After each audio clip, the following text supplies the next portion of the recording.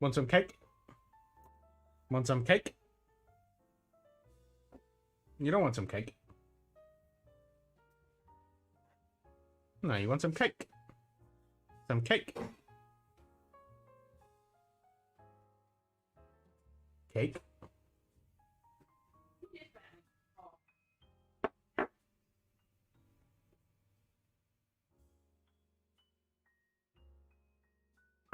Cake.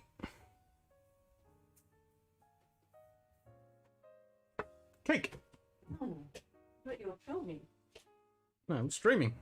Cake. You were. We are. I was waiting for you. We're a couple minutes late, but all good.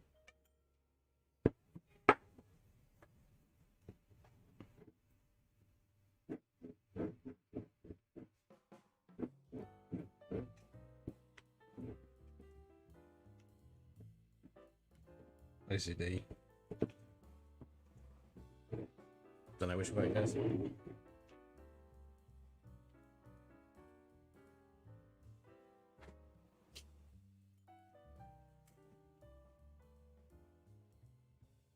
Hey? Why is he emotional?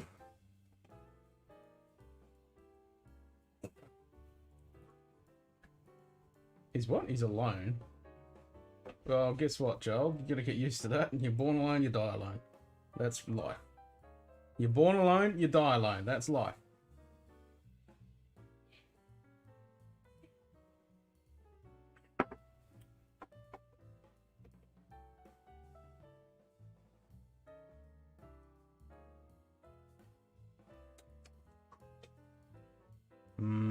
Embossing.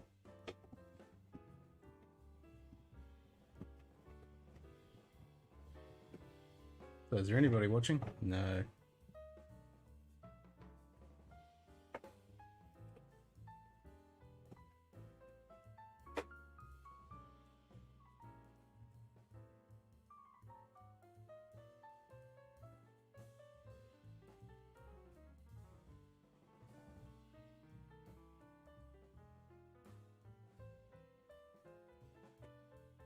Niddle. What?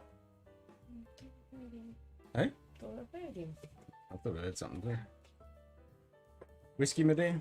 Oh, thank you. Cilantro. Well, there's nobody online, so... Not yet. Cilantro. Yeah, Joss. And I'm gonna raise a glass to James. Why? He just lost his job. Why are you raising a glass to Eames for? To all the best to him in the future. Right, yeah.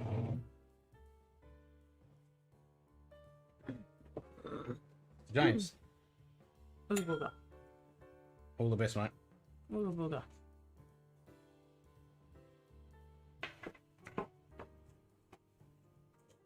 It's got freaking fumes then, I got no whiskey. We got audio. Ooga booga. You ooga booger. I think the chocolates are fucked. Hey? I think the chocolates are fucked. No, that was my fault because I went when it was a hot day. I went like that. Oh, you Just were- if they were still hard or not. No, you're And you can tell the one I didn't. an idiot. So, well, they're hard now. So it'll be interesting to see what they're like when we open them.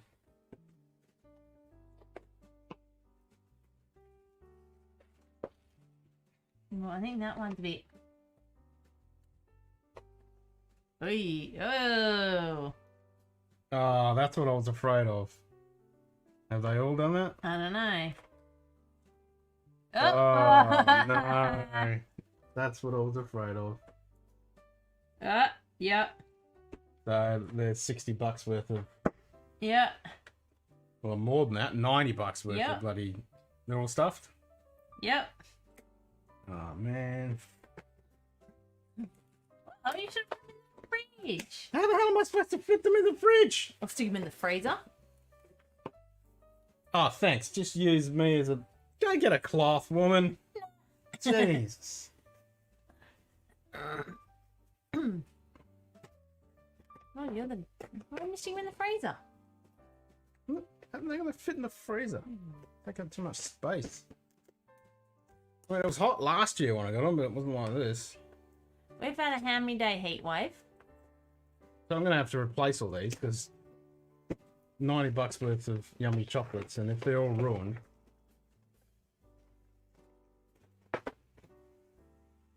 Well, if they're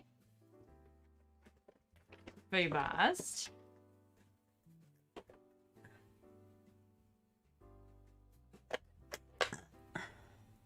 No, these actually feel fine. You look underneath. Oh! No. Oh, that one's... That one is.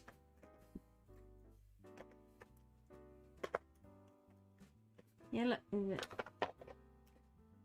Oh, pun. You just experienced some flatulence.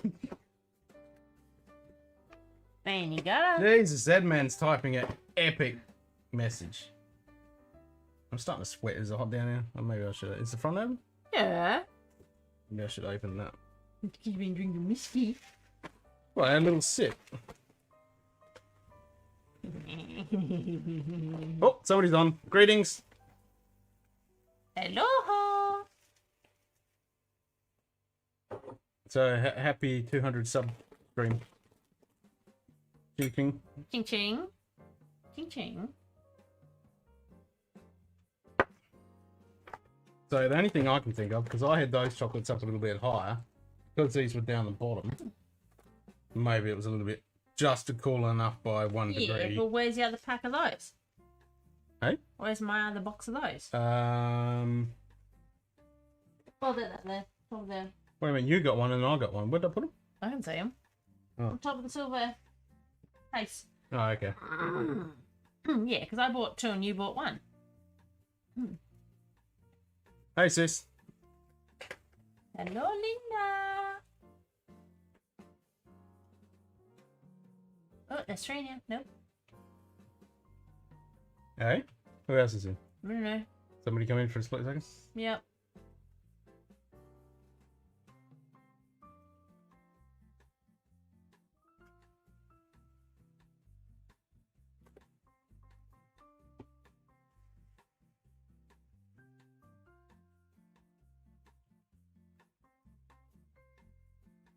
Some cake. You want to go put that in the... Thanks, sis. There's a bin right there. Added session... What? There's a bin down there. What? There's not a bin down there. That's not a bin. Well, you got Lego on the bottom of it. Yeah, I know, because you shoved all the bags in it. Yeah, because you left them all scattered all over the place. I had to put them somewhere. And there's Lego in that. It's not a bin. I know. Just said in session with my mate an Aussie version of Bothy tonight. Away game we had decent 12 Glen Scotia Caribbean cast. Oh, I need Kleinish Game of Thrones. Finished with Tullis Storm. It was a score today, 38C, and still hot at night. It was so hot the corks of the bottles popped out. Uh-oh.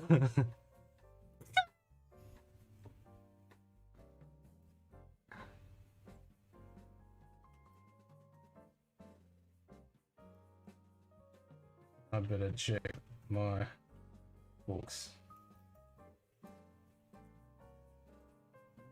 Lloyd, that urine hasn't popped in its cork. Hey? That hasn't popped in its cork. No, I don't think anything just popped, hopefully. I think I would have heard something. Yeah. Or maybe they just went and creeped out the top. Have you seen the dribble on your... Yes, I've seen the dribble out of the cask. That's on the floor? Where? That's not on the floor.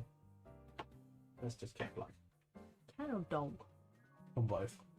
Yeah. No, you want to see it at the back, it's all leaking. Yes, again. I know. It was leaking the other day when I looked. I think I need to drain it and re-soak it and then... You didn't even soak it in the first place. I did that. I wore it for a couple of days in it. And it was fine. I never saw a leak. I thought it'd be fine. And it was fine for a couple of months until we had the 40-degree days. There you go. And then it started leaking or breathing liquid. I think I might change that window. Door. Window door. What? Open the door because it's hot. Oh. Are you hot? Oh. Entertain our viewers. Me? Why do I entertain them? Well, noodles. Noodle. Noodles. No, the noodle's opening the door. I said the noodle is opening the door. Not a noodle. There you are. Is Oh. the window and the door open? No, just a door. I felt that suck through butt. No, open the window. No, I don't need the window open. It's blowing its ass off. I want to break. It's hot down here. I felt the breeze. Yes. Well, that's good then, because I'm sweating. Are you drunk or are you just sweating? Just sweating. Were you just about to fill on your ass like you're drunk? There's a stumbling over. We've got more snow tonight, and the forecast shows it's getting colder and cooler. -12. Oh, yes, please. -12? No. No, not really.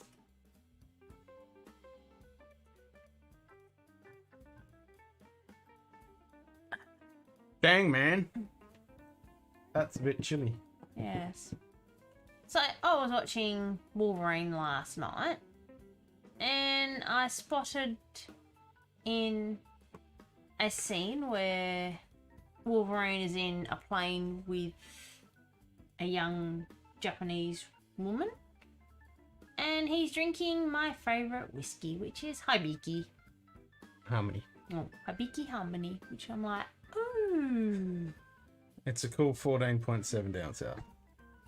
Well, what's it here? Ew. I bet you it's like 25 and 80%. There, wear the zone. Oh, I've been there before.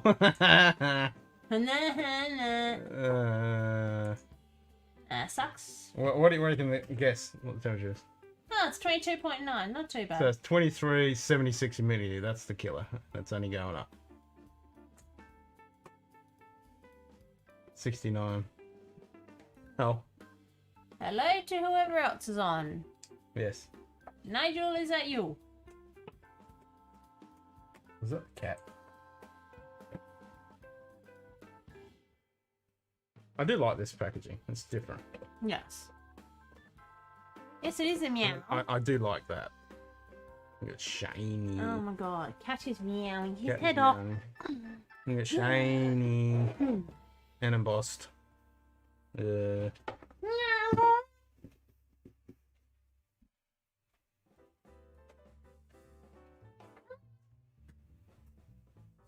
The wives were swimming, we were sipping and listening to them tunes. Perfect hot summer night.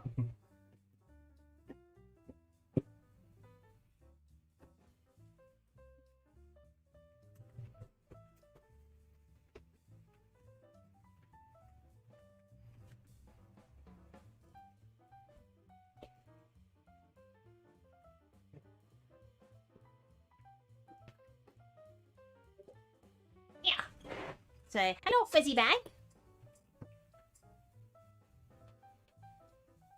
Move the cage over and say hi. Where are you going? Say hello, everyone. I'm a fur distribution unit. Yeah, fur distribution unit. No, you're not getting on the table. Say hello, everyone. Fur distribution unit. Kitty one. You smell like fish. You just said, Ricky? no, don't, Daddy. Hi, puss. Dada. Hello.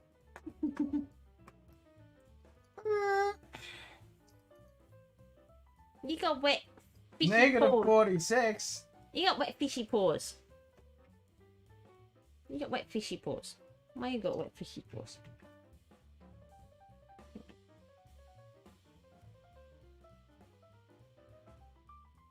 Wet fishy paws?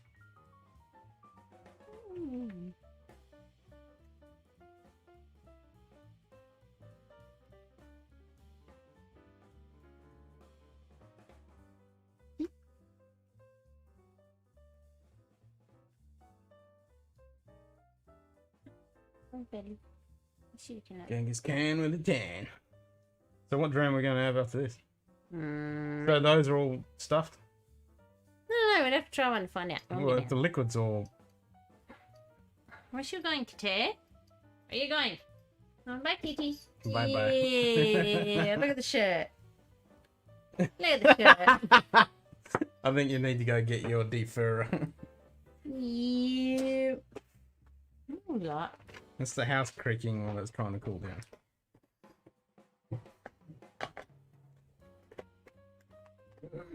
So that one looks like it's imploded. Imploded? Yeah, look at it. It's imploded. It's all gone. Maybe it leaked and all evaporated. I don't know. It just looks like... Well, it's the lager now. I don't want that right now. There's some of these look like they've imploded.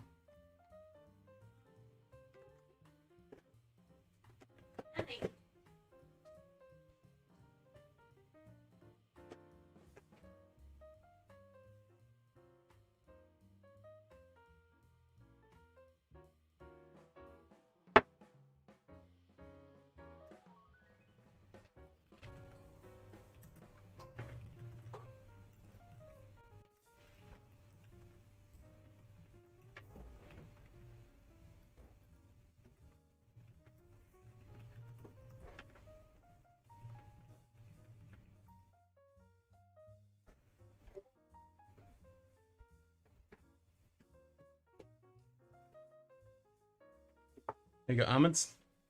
Oh, No. that, oh, that's the peanuts. That'll actually be probably pretty good with that, actually. Cat on the table. Ah, bloody cat. Yeah. So who ran away? I don't know. Was it Nigel? I have no idea who came in, didn't say hi, and then ran away because we're boring. But if you don't talk to us, of course it's going to be boring. Of course we're not going to dribble shit. No, I'm dribbling. It's called Dribble and Drams, see? Yeah. Drams N Dribble. And we're dribbling shit. Yeah, we're dribbling shit, yeah. Oh, pardon me. Oh, fuck. Very bad. Nuts. They're a bit flat nuts.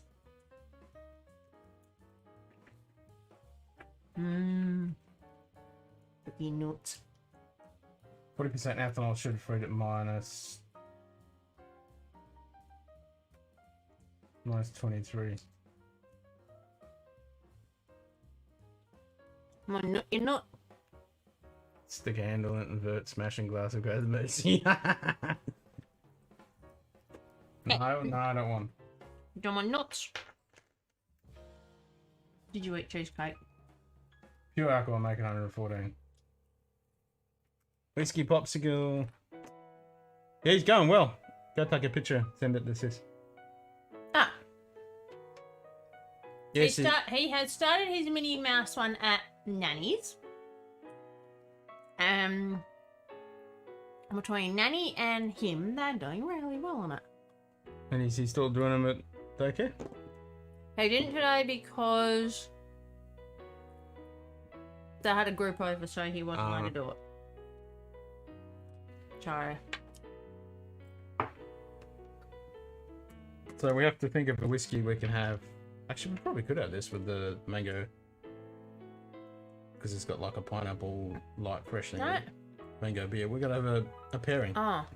A whiskey to pair with the mango beer. I thought you were about to say mango cheesecake.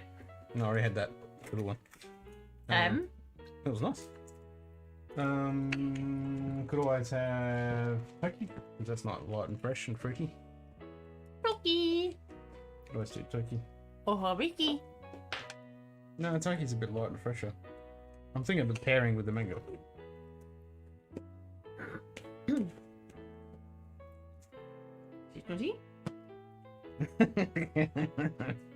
What?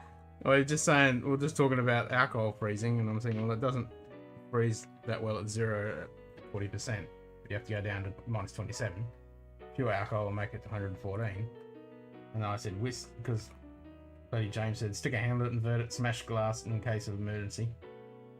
And then Zedman just said, I keep getting the image of the ski lift scene in Dumb and Dumber in my hand when he gets his tongue stuck on the bloody thing. Yep, better to be frozen to your whiskey than a metal pole. At least with the whiskey, it'll slowly melt. Ah. H2O. Can't reach it. Oh.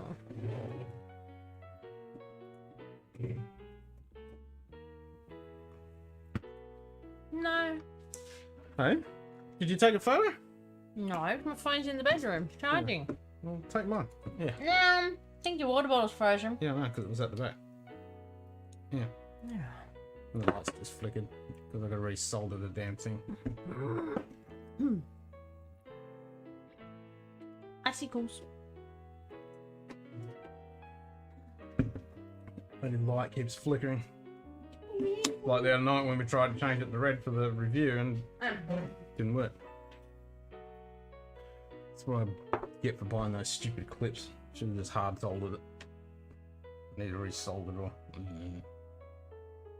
Pain in the ass.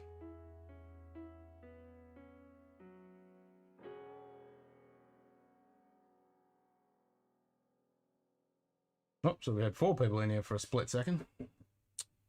Why do people just come in and then just bugger off? At least say hi. No, we had 4 people in here. Yeah. I'm just looking at the spike. It was like, yeah, of course it's going to be boring when you first come. Just say hi. And at least then you're bloody... Ken's sending Is it what? I said Ken just had to send pictures. Yeah, and Pikachus. I'll send the pictures. Pictures? What am I doing? That one to that one. What was that? Is that we're streaming? Yes, we're now streaming. I sent a message to Scotty and Cubeball. Scotty's busy. Cubeball just thumbs up, so I don't know whether he wants to pop it or not. Hello, Cubeball. Are you going to? No, I mean if he wants to come in on the stream. Ah. Invite him in. I'd probably just do it in Discord and bring him in. Get your own bloody water, woman.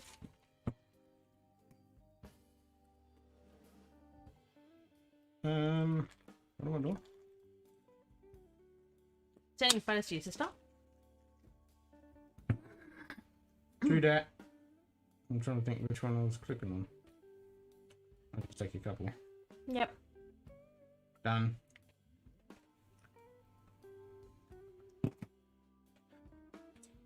That's pretty cool. It's only in the top.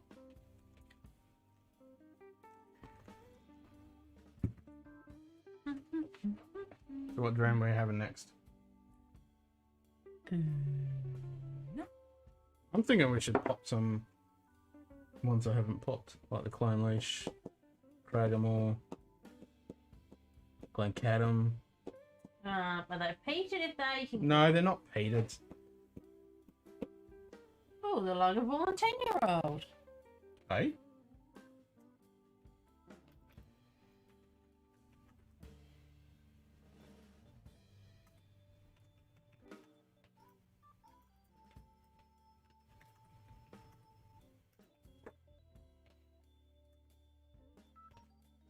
What bottle? I can't even spell. What bottle shall I crack open next? Oh, pardon me. Very much so. I'll have to take a photo of his Mickey Mouse one and send it to Ken to send to you. Which him and Nanny have been doing. Is it the same one that he's got in? It's a Mickey Mouse one. We took it to Nanny's yesterday. Oh, so the one you had here, you took it. Yeah, yeah. So his Mickey Mouse we had here, he took to Nanny's yesterday. So...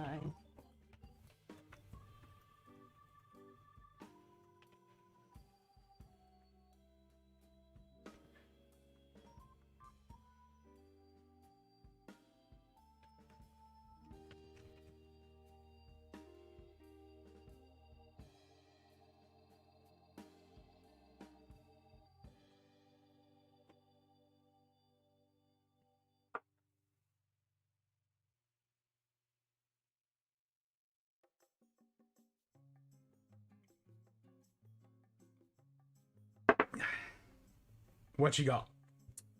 Yeah, what doesn't he have? And I just said, pop in and I'll tell you the ones I have not popped. He's been typing because I'm too lazy. I wonder what the... I thought it was the camera clunking on and off, but... Because that's what it does. I know. But it does bloody... Yes. Yes, he showed me. Yeah, they're pretty impressive.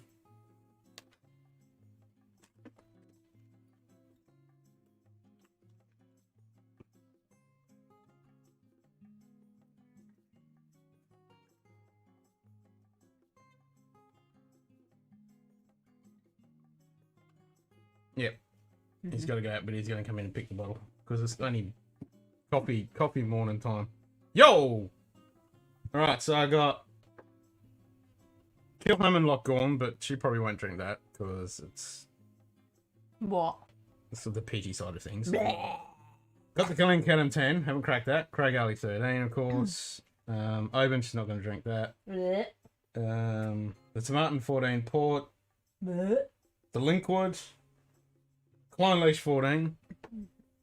The Glen Scotia Caribbean Cask. The long row. Yep, the long row. Hazelburn. You're probably not going to like those because it's on the peaty side of things. What He else can was keep it? his yucky peated whiskies. Wasn't there another one I was thinking of? That I wonder? On that other side there? Yeah, that's the Loch Lomond Loch Gorn. I got the Scarabus, but that's peated. What's the Bunna whatever? Yep, first coffee. Don't bend the box back. Oh. Just see what you've done. You made it all floppy now. Well, like you. 2018 Loch Gorn. So that's It's peated. You can keep it. Peated. where does it say that? It's a sherry cask. It's peated. Yeah, but it's only slightly peated. Keep your stinky peated whiskey. Oh. YouTube is not receiving through video. Not video. Yeah, that's what I was thinking. The Hazelburn, she might not like that because it's, you know, it's got that Springbank style. So it's probably going to be between Glencadam, Klein Leash, Linkwood. It doesn't even close properly now. Oh, it didn't close properly in the first place, you big sooky pants.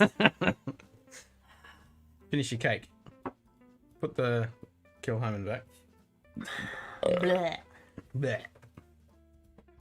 I can't reach. What? You got it down. Shit. Don't go be dropping that. That's not that easy to get, that one.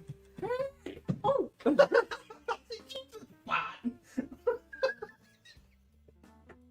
It stretches over, puts the bottle in and farts. Yeah, it's pretty peated. Oh, wait a minute, I forgot over this side. Yeah, I've already opened the Glen Grant 15, I think. Yeah, I think we've opened that. I think I've had some of that one. I think I've had some too. Yeah, I've had that one. Oh, the Dalwhinnie 15. The Abler Havana Alba. Oh, the Mortlack. Bladnock, I've already had that.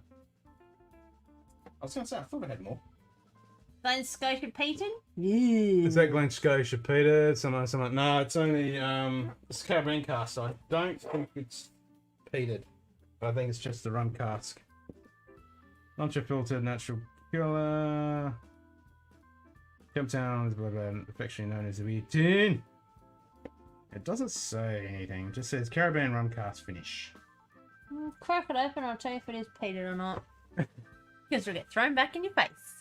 No, wait. You actually tried that Ardmore Legacy and you didn't throw that back at me, so... Yeah, but that wasn't peated. It is. It is slightly peated. No, it's not. Yes, it is. is. I couldn't taste it. Yeah, that's what I mean. You didn't knock it back, so... I definitely need to get some more Glenkinchie. I think that bottle's almost dead. Can you put that? Gotta go back here. Thing, elbow in the guts. I think my Glenkinchie needs to be killed. James says crack it. Crack it. I'm going Glen Scotia. What's That's that? Martin podcast won't be repeated. Yeah, I'm itching. Oh yeah, this is definitely a wounded zebra. What? Alright, you're not receiving enough video to maintain. Yeah, that's bullshit. Streams fighting, isn't it? You bullshit. You're bullshit. You bullshit. I need to replace that and kill that because that's definitely a wounded zebra. Want some noodles? And you've helped me kill that one. What one? What? The Glenkinchie. Well, yeah. The lowlands. I think so. Did you put some water in this? No. You didn't. Put a pen on the table. It's called condensation. Uh-oh. It's a good thing that. Can you stop farting? Hey, they can't hear it, so they don't need to know. Alright, let's do it. Dun dun dun. No, no, no, no, no, no. Ah. I've cracked it. I must have been drunk because I don't remember. I think it was a few streams ago. I have popped it. Alright. You pop your cherry. I've already popped it. I remember bugger all about it, so it must have been half cup. What was it? I think it was on one of the tastings. Yeah, it was probably on a what's the name night when I wasn't out here. You peed Yeah, in the bottle. What? You peed in the bottle. You peed on the outside of the bottle. Don't waste that, yeah. I think it was on. Yeah, I probably think a Lego night, and you've half cut and. actually, now this is coming back. Yeah, it's already up. I don't remember. It was half cut. But now that I've nosed it, this smells familiar. The last half cut. Yeah, I think No, the last Lego night we had, you ended I up. don't think it was the Lego night. It was the night I was doing the. Was it either the Lego night or when I did the tastings? But only when I did those tastings, I don't think I was drinking anything out of the bottles. I was just drinking the tastings. I reckon you've done that when you've done the Lego night. Actually, I did pop a couple that night. I think I did open a couple. But you haven't tried it. No. Well, let it open up a little bit.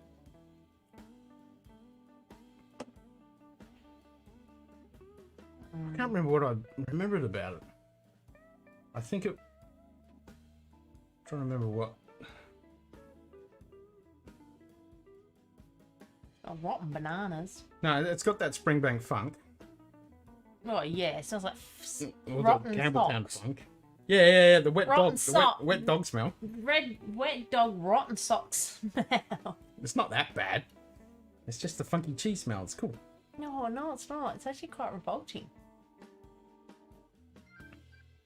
Mm.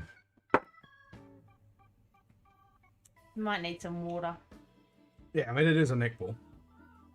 But It's not the neck port. It's past the neck. no, it was only like down there. It was up here. No, that's what Frankie. we just poured then. I only had one drink out of it. I think you have more than one. But there is no funk on the palate. It's beautifully rounded, sweet. That's not wet dog. Yeah, the smell doesn't come through on the palate. It's really sweet and light and fresh. I don't know. And that was only my first sip. Blip. You haven't got too much in you. You want some more? No, I only put 3 chocolates in. Yeah, but you didn't have much in your glass. But I don't mind. You don't want to over-dilute it. You only want a little bit. Oh, wet sock smell come out really well then. Ew. No, that settled it down. You smell that. Bad. Oh, burn the nose. Ow. No, that's more sweeter. Bad wet sock smell.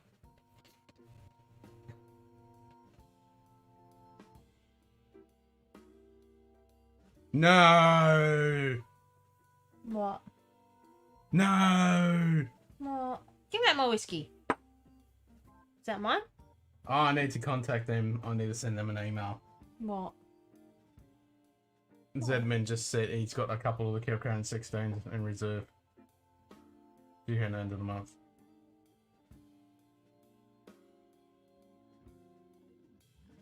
Yeah, there will not be any problem offloading that second one, Zedman. I know you can't hear me, but James is going to relay that message. God damn, yes.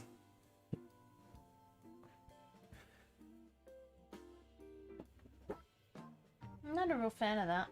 You're not? No. I haven't had it yet.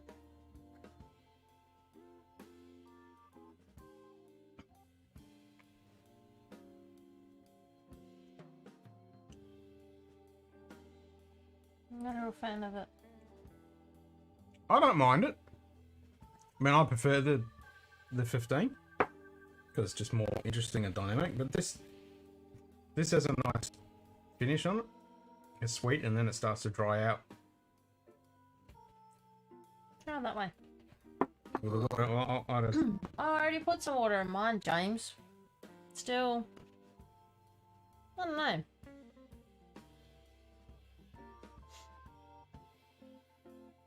Sell you a sample.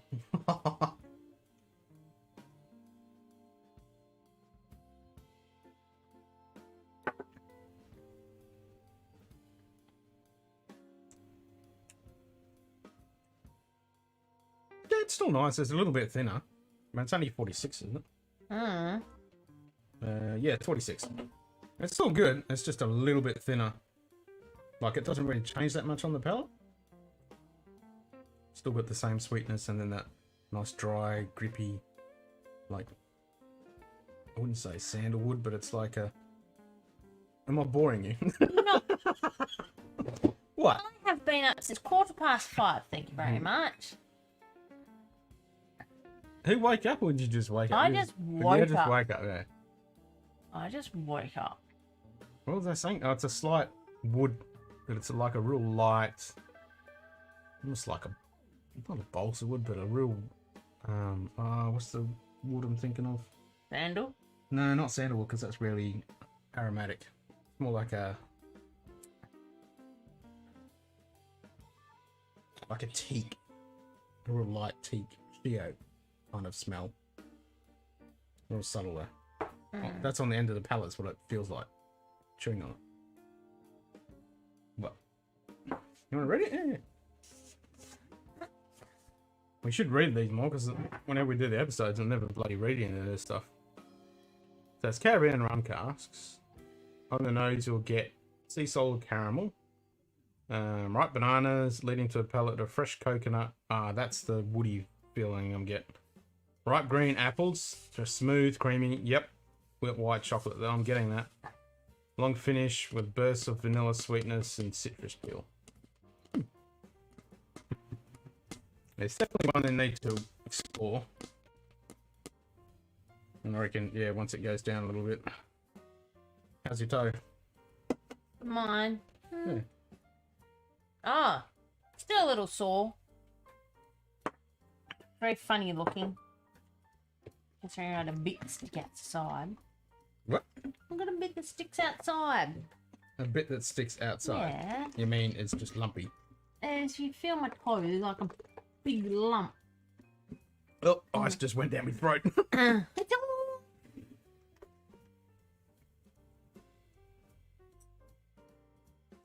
No, if I on it too much, it ends up very sore and swollen. Alright, finish that one.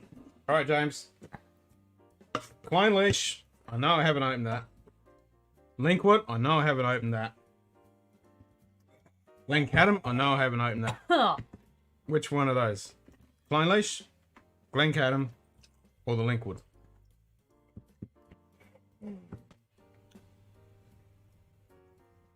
What was that? Ice? No, beard hair. It's free. You You'll be dribbling and dramming and by itself shortly. Oh, yeah, buggering off and hit the sack. So I'm ready to go sleep. There we go. No, it's not. It's not that bad now. You haven't been complaining all the time with it. No, it was hurting today at work.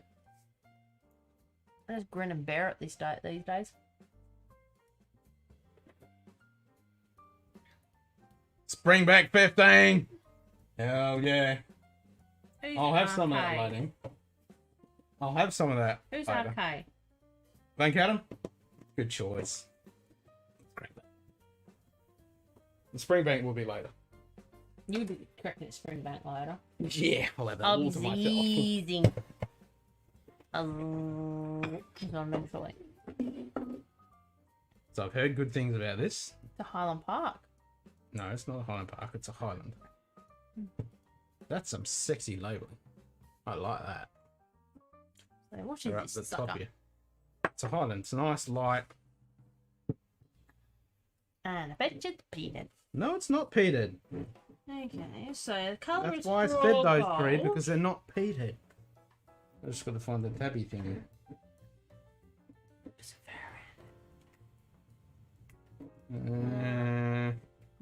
Found it. Round the wrong side. Spicy freshness and citrus tone with a hint of spicy oak. Rounded engine, clear, crisp citrus tone. A pleasure harmony between a natural sweetness and the soft spice of oak. Long, smooth, rich, clean barley. It's $100 here in Australia, though. What? This was like $90 or something, or $99, I think, when I bought it. Mm. Because in the UK, because Roy said it was, you know, it was only like £40 or something. So that's only about $80 or $75 in the UK. But here it was, that's a nice tight core. Oh, that was a bit disappointing. That's a bit. Yeah. Yeah, it was. Well, it won a gold medal in 2014 at the San Francisco World Spirit Competition. Yeah, go on it.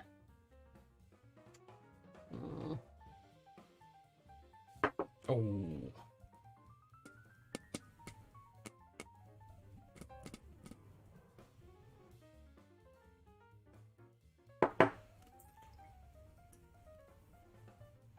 That smells awesome. And it's Outstanding Whiskies of the World Award, Silver 2017. So it won a gold in 2014 Oh. in San Francisco, and then a silver at the World Whiskey Awards. But it just hits all the... I love the pack. Like, Ooh, there's a dent in this. but it hits all those things we want to hear about. There's a dent in the bottom of it.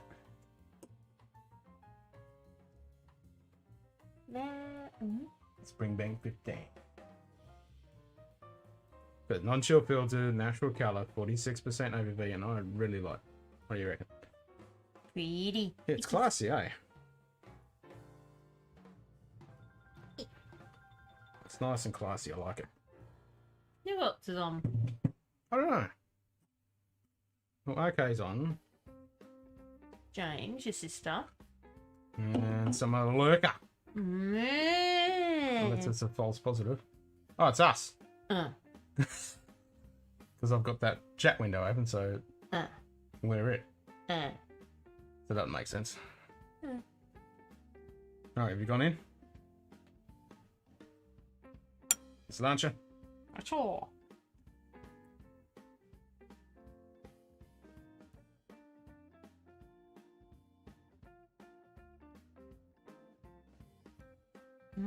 That's very sweet on the palate. Mm-hmm.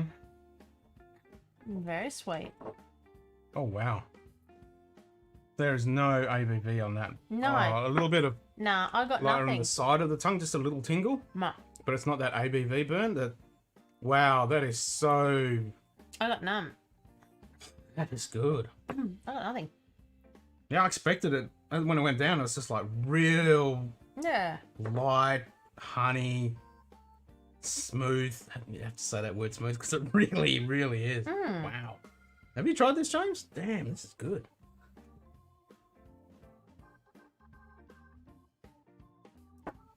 There's Only had a little sample. bit- It was very nice, but once more wasn't enough to do it justice for a light. Man, this is great. Second drink, yeah, there's a little bit. Oh, yeah. I thought I was smelling washing up liquid just then. And I thought, no, it must be just coming from the kitchen. Yeah, me too. But it's like a orchard. Well, it says spiced oak. But it's like that orchard herbal, herbaceous, floral hay. It's like a bit It says of lively with all the sweetness. Yeah, it says lively, intense, and grassy freshness, and a citrus tone with a hint of spiced oak. That's on the snoozer. And on the palate is rounded, clean, crisp citrus tone with a pleasant harmony between a natural sweetness and a soft spiced oak. Oh, I love the finish, man. When you swallow it. And the finish is lung smoothing. It's ridiculously. It's like the smoothest I've ever tried. Rich, clean barley and gristy sweetness. It's like the sensation of having an orgy. Don't know why you went there. It's like boiled like, what's the name? Apple? Stewed apple. It's like the stewed apple. It's Not real like apple crumble. No, just the apple by itself. So it has that real sweet, smooth texture going down on the throat. Mm. Oh, wow. And I think it was the 14 or the other one. I can't remember. There's a 14, an 18, if I remember correctly. And they weren't that expensive. It was like $120 for like the 14. Because I was tempted to get the 14. I think it was the 14. It might have been a 15. I can't remember the exact age. Because it wasn't that much more than this. Because I thought, well, why is this so bloody expensive when everyone says it's cheap? San Francisco Spirit Competition.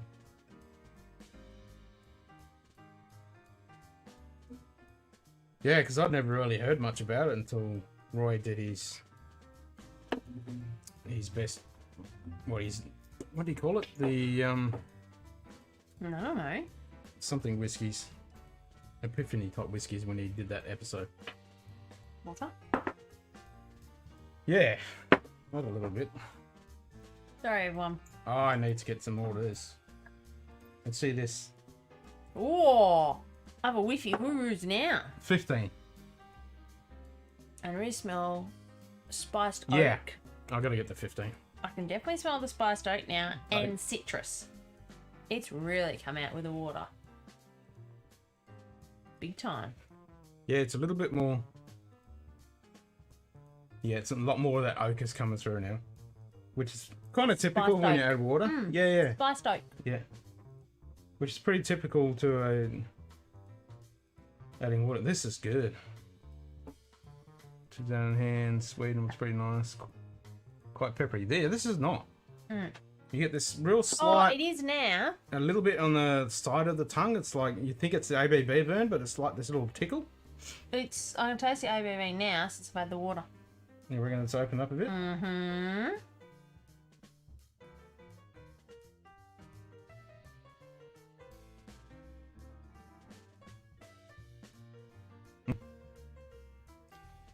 It's there now. No, it's not ABV. It's more that pepper, that peppery oak. The spicy oak. Yeah, it's not an ABV burn, and it's still real easy to swallow. There's no burn whatsoever. Oh, that finish.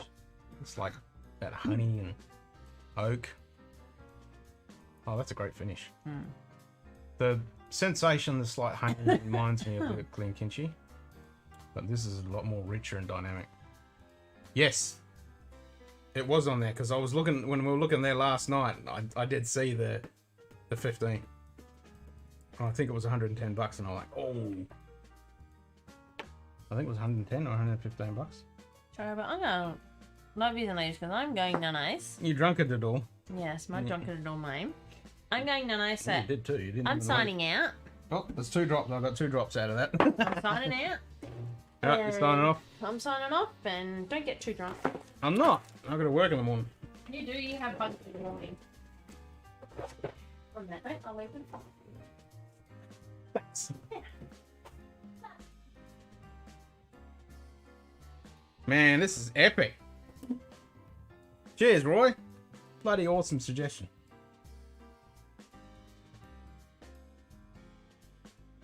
Yeah, this is a great one on a hot day.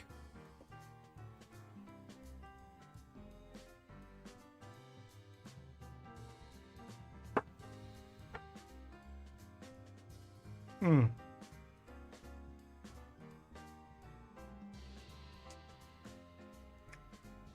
Man, that is so weird when you swallowed it. There is no ABV alcohol sensation at all. It's non-existent. It is really weird. Like pretty much every other whiskey I've ever had, you get that slight ABV sensation. This doesn't have it.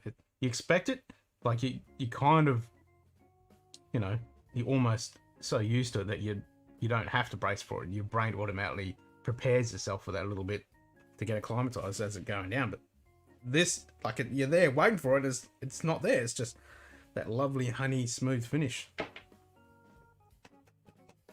Oh, really? Yeah, 44 pounds. That's, or 44 euros. Man, that is so cheap. You don't like it that much because I'm going to say, yeah, it's jarring with me, that's for sure. Because I'm expecting that out. Every sip I'm having, I know it's not there, but I'm expecting it, and it's just, it's so different. So different, I'm going back for more. Yeah, I definitely want to try some of the other expressions. I did see there was a couple on SMW Whiskey. I saw there was a couple. Ooh, did I drop that? There was a couple really unique expressions. I'm gonna have to go back and revisit.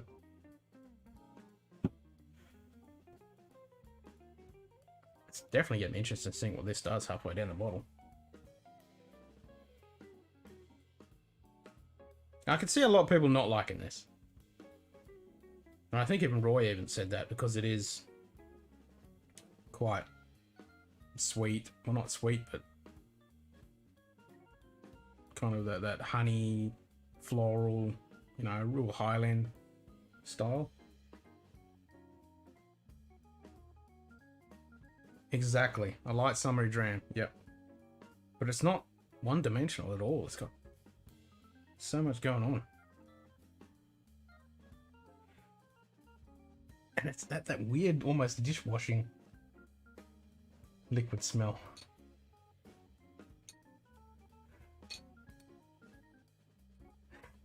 It's weird. I like it.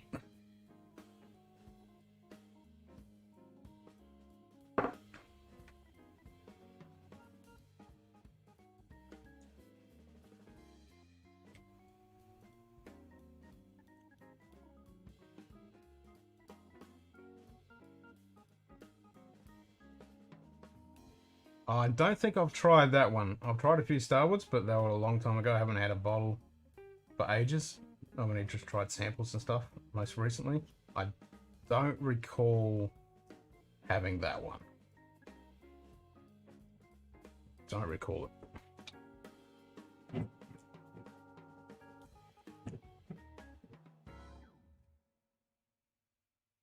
Yeah, this is a little sleeper, this one. I like it.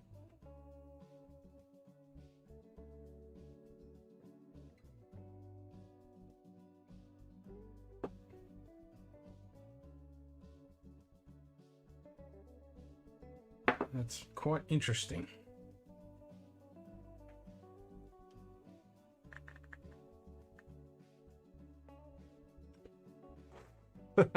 Euros, dollars, pounds.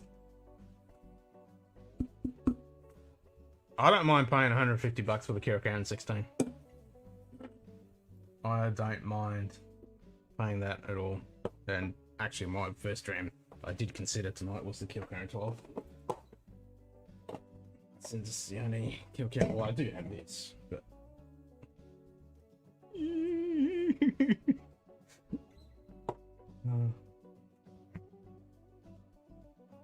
oh, did you see that? Hey James, did you see the comment on the Kielkaren episode? I can't remember his name, from the guy from Norway. He got 9 bottles of Kielkaren. 9 bottles of the 8 sherry cask. Like, oh my god! 9 bottles of it. It was a mistake. What a mistake.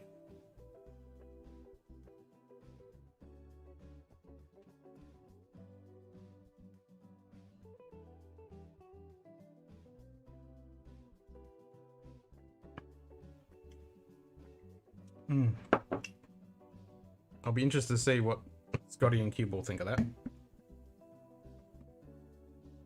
Yeah, I've kept that one. I know, right? He ordered some, and something must have happened. I can't remember what he said. He said he ordered them as a mistake and ended up with $9, and he said, "Yep, I'll take them."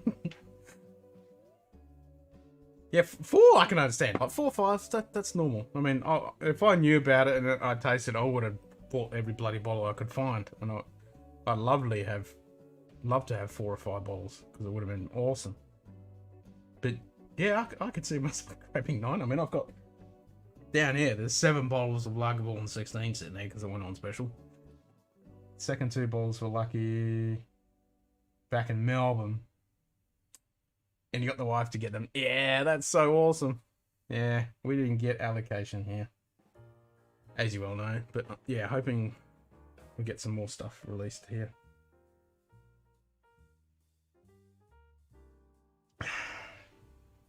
£25. Still, I mean, that's pretty normal. I mean, I'm looking at stuff getting delivered from the UK, and it usually costs around $60 to get delivered from Australia. That's not counting bloody import tax. I was looking at getting that. Oh, the 14 Glen Scotia Portwood. So I really want to try that.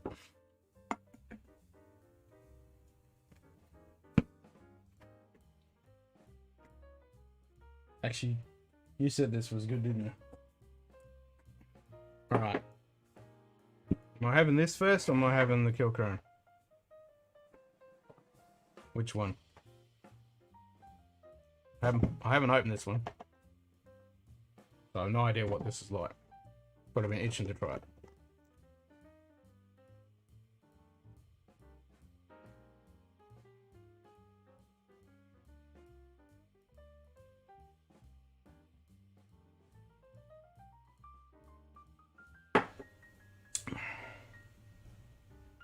Yeah, this is nice.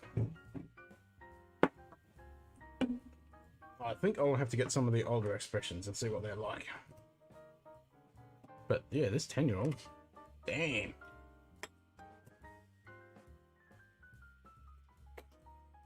I wish it was the bloody price that they were getting in the UK.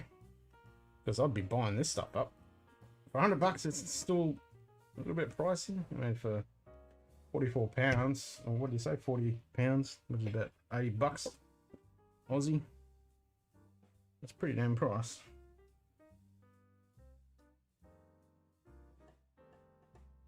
Oh, you haven't tried it? Alright, let's try it. Yeah, I hear a lot of mixed reviews about Tomato and what they're doing. And some of their stuff is great, and some of their stuff's a bit meh. But yeah, I love my port, so I've been trying anything that says port on it. I want to try it.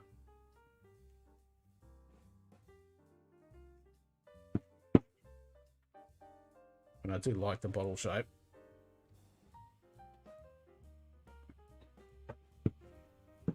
The bottle foil cap is pretty sexy. Oh, yep, and it's got a we'll pop that. The Tomato Legacy needs to be good though, isn't it? That's a better pop. Because I inverted it.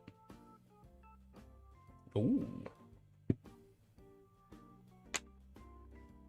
What port is this? Because that smells... I'll look at that in a second.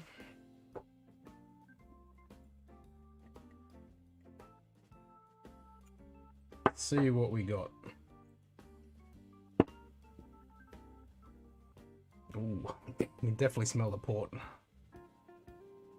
It's a good smelling port too. It's not that, you know, old barrel, dried barrel that's just had the port washed in there and rinsed out and then stuck the whiskey in. This smells like actual port. Not your filtered natural colour. ABV is 46. Tick, tick, tick, tick. So that does sound promising. Let it open up a little smidge. What's it say on here? Blah, blah, blah. Just tell me what maturation. It's all blah, blah, blah. What port you got? Tawny. That's exactly what I'm smelling. From the Symington Family Estates, Portugal, which previously held port for around 50 years. Blah, blah, blah. It's really got a nice port smell, I'll tell you that. Yeah, that's what I've heard. The Legacy is better than the 12. That's what I've heard. Yeah, get a whiff of that.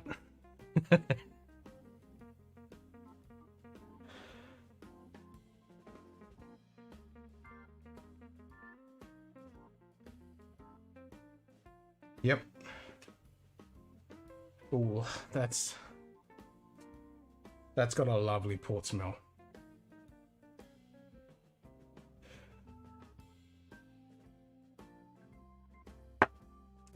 If that palate is anything by that nose, that's going to be a good taster. Like we reviewed this one. I'm editing it up now. Well, this one. So this is the old packaging, of course. Quite disappointed with this one. It was stinking hot. We were sweating our heads off, and it was warm in the glass. You know, it was like bloody hot stuff. Pretty pricey. How much? I can't remember how much I paid for it. Can't remember, to be honest. I think I got it from SNW Whiskey. If you want to have a look on there, see how much it was. Like this was a little lackluster. I think the heat really didn't do it too much just because it is 50%. It really came forward heavy. So yeah, we all said that we want this to try this when it's not stinking freaking hot, because hopefully it doesn't just evaporate into your bloody mouth. This smells great. I think it even smells better than the Glenmorangie. And that's saying something, because this is one of my favourite. About 120, yes, that. For a 14-year-old, not sure for the natural colour, 46, yeah. I'm happy to pay 120. Yeah, this is more charred oak. This really smells like port. I think that's about the first time that I've actually smelled like a really nice, interesting, rich port smell. Most of them just have that almost dried sherry kind of smell. Alright, going in. It's larger.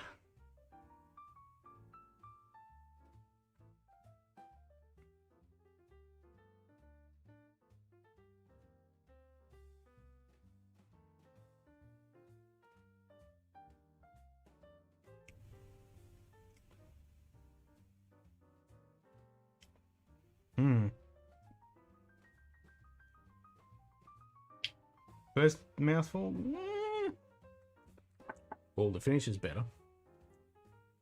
When you first sip it, it's a bit light. Not watery, but just light on flavour and character. And a little bit jumbled. I'm like, what's going on here?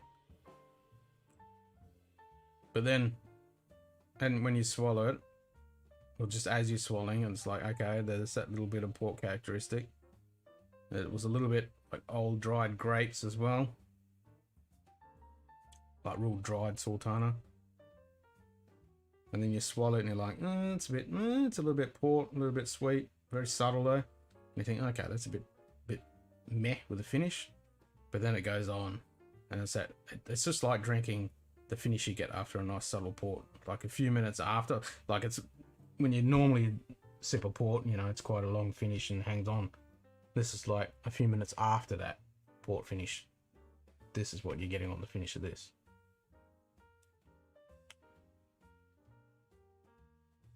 I think this might need a bit of exploration. It is first pour out of it. I love the nose though.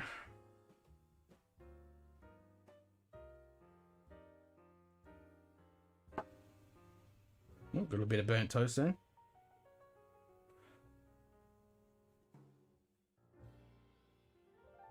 I'm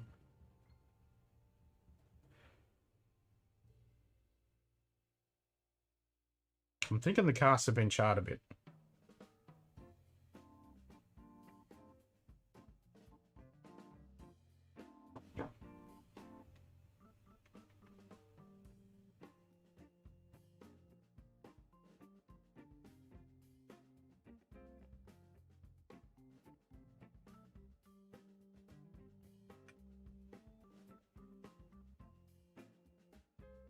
Yeah, I don't know. G'day, Nigel. How you going, mate? It's better than this. Character-wise. I think it needs to open up and settle down. I think it's a little bit jumpy at the moment. I like the finish though. Like the approach and the beginning of the palate, it's a bit blah. But as you're swallowing it, then it starts to develop and really get a bit more interesting. Bit of chocolate. I'm definitely thinking it's been charred.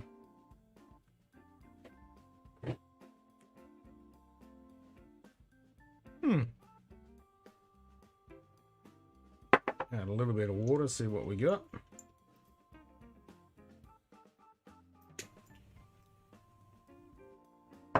It's not bad. I love the long finish though. It's definitely port. Definitely a good tawny port too. So the price of finish, I mean, if you wanted that finish, you could just drink some port. But yeah, it'll be interesting to see what it does. And I think I'll have to, just for the review, make sure I get it down to the shoulder point. So we can do a decent review of it.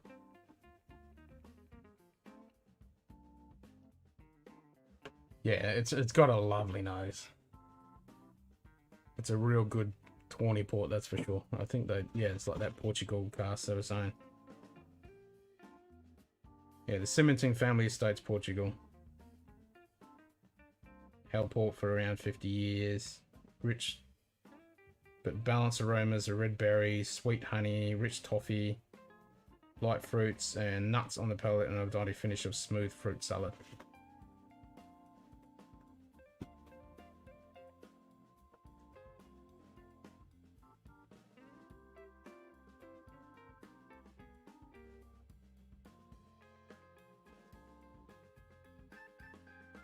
Like a bit of coconut husk. I am drinking, just pop the cork on, Tomatin 14-year-old port finish. Port cask, it says. So it's non-chill filtered, natural coloured. It's finished in Portuguese tawny port cask. And this is like my 4th sip. I've just added a bit of water. I love the nose on it because it is really tawny port. But the approach when you swallow it is a bit meh. But when you swallow it, I mean before the approach before you swallow, so when you first sip it and it's in your mouth, it's like, yeah, it's a bit meh. But then it starts to build up a little bit, and then as you're about to swallow it and you swallow it, it's nice and rich. But then that finish, you can get a little bit of the charred casks, but then that finish just comes across as a nice tawny port.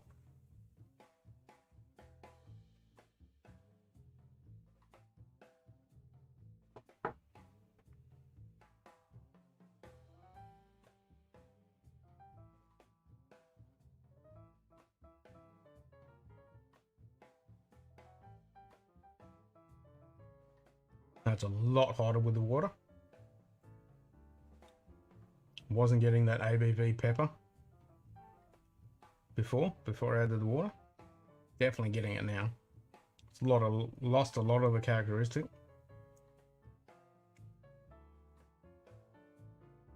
Still tingling on the end of the tongue now. I didn't have it in my mouth for that long either. So yeah, I'm not a fan of adding water with it at the moment. I mean, it's only first pour I had out of it. Now that tawny port finish is coming through. It's a late arrival with the finish, but I like it. Yeah.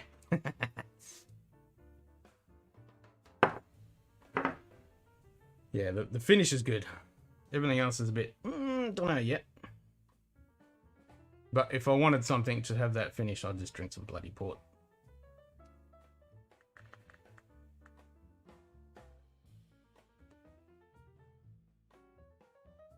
So it's another one in this basket to see what it actually is like. I think I'd give it a couple more points over this. Because I think this was just hotter ABV with a lot less characteristic. Which is strange because Aaron is bloody good. That's what she said for what bit? I forgot what I even said. You'd have to remind me so I can laugh. I do like the packaging though. I always say that. I'm a bit of a sucker for a nice bit of, you know, nice classy lettering, fonts, and good color selection.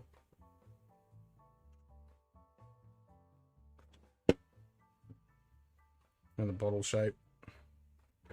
Sounds like it definitely needs time and maybe a little bit. Yes. Yeah, I think it's one though. What's this say here? The softer side of the Highlands.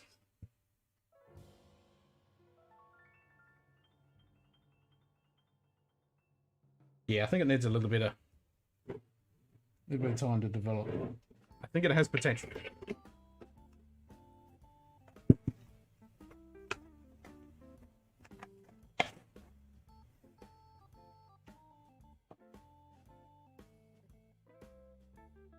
Oh, I've been trying.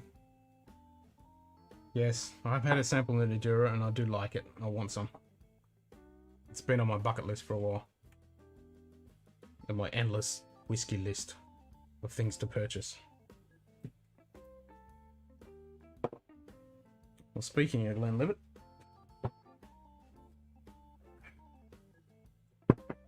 this is still.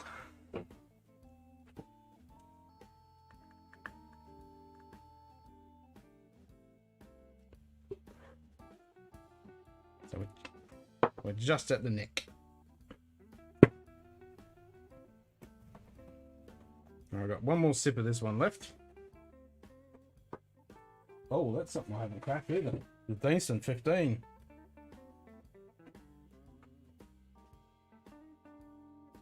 You already forgot. Yeah, I can't remember. I'll have to go back and look at the replay.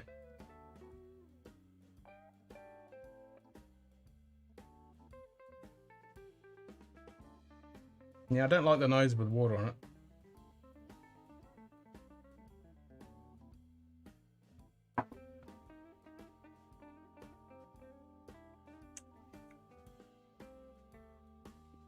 Nah, can't say I'm a fan of the tomato port with the water on it. I think it loses a lot of that interesting port and oak character.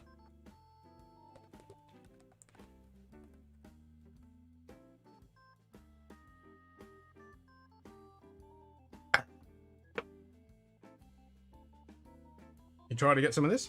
Well, you can't get this one? You got it in Dan's. Dan's it, haven't I?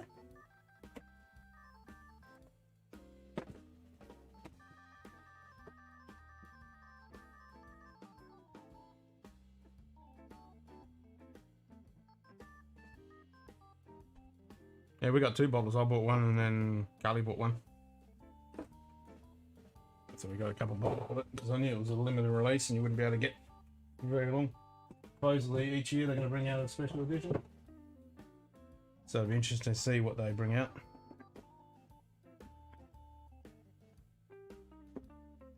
I don't mind it though, it's actually not bad. None down at Dan's. Strange.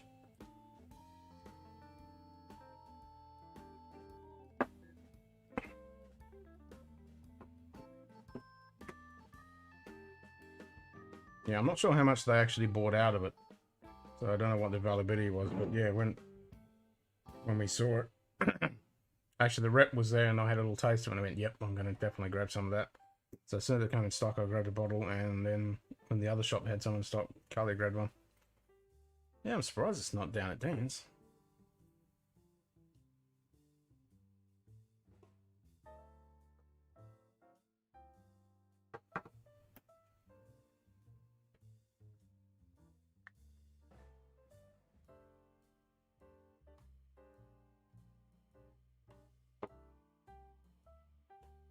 So what's your go-to, Nige? What's your go-to cognac? I want to get some cognac. And like, I know Hennessy's. I don't know whether I'd want to go with a XO Hennessy's. I want to get something a bit different than that. I mean, I heard it's alright, but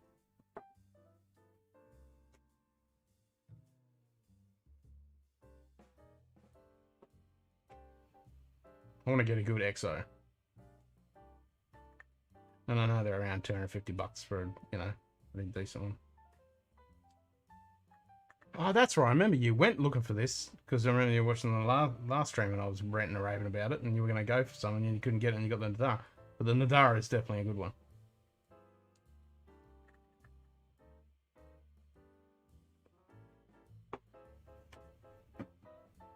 Somebody just sent me a message.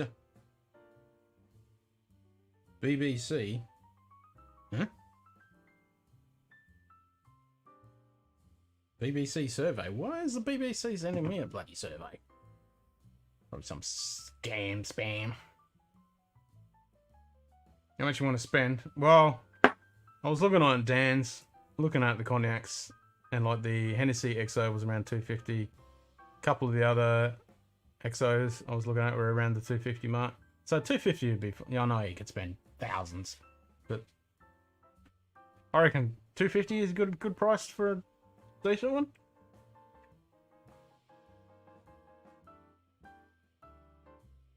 Because I was sipping on Carly's cooking brandy, but it's actually a decent one. It was double pot stilled, and I don't know what it was. I'll see if I can find it. What is it? Saint Agnes or something? Yeah, Saint Agnes or something. And I was like, oh, I like this. This is alright. You got one of those emails. What is it?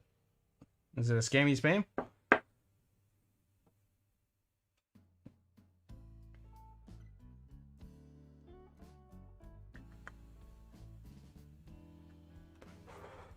Oh, I think I actually signed up for the BBC Play years ago.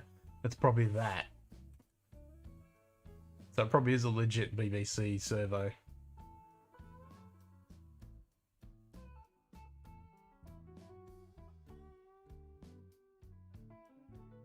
Hey, cheers, mate. I better pour a dram.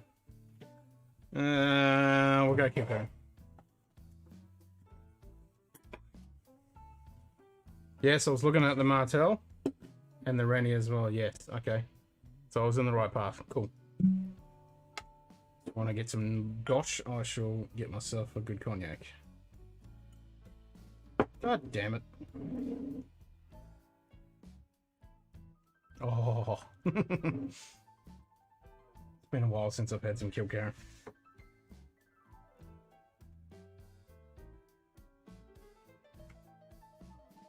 I'm glad I got another bottle of this.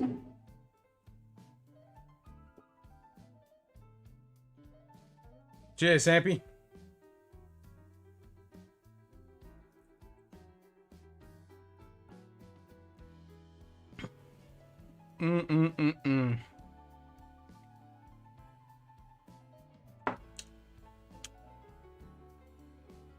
Just a bloody good dram.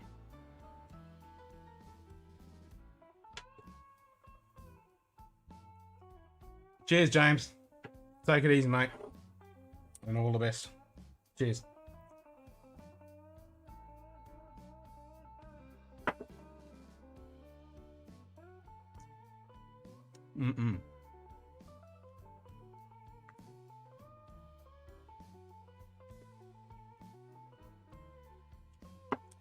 Yum, yum, yum, yum.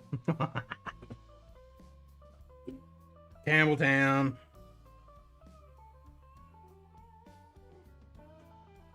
I gotta get some of that 16.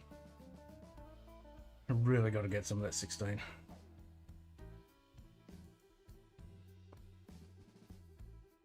Can you send me a link to that?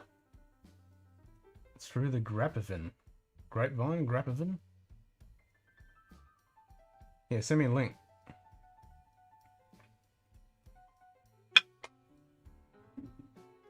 And I'm curious to try some different brandies, you know, like orange and apple. I've got some apple brandy up there. I haven't cracked that yet. I like the sound of it.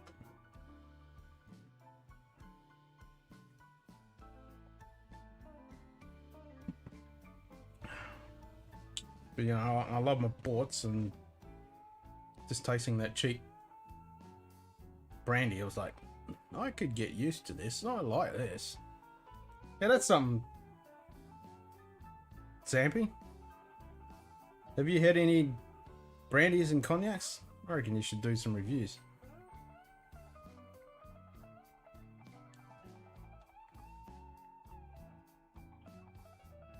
We should do some fortified wine episodes. Sherries, ports, and cognacs, and max and brandies. Oh, here we go. I'm getting bombarded with links on Discord, and I'll have to look at those later.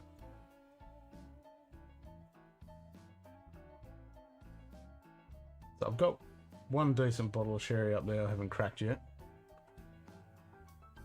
And then I've got some good ports.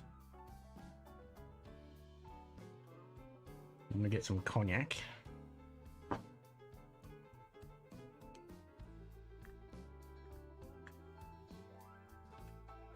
Oh, there goes the lights.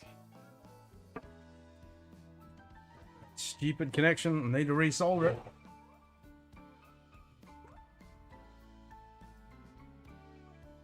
God damn it. It's a freaking soldered joint. It must be a dry joint. So annoying.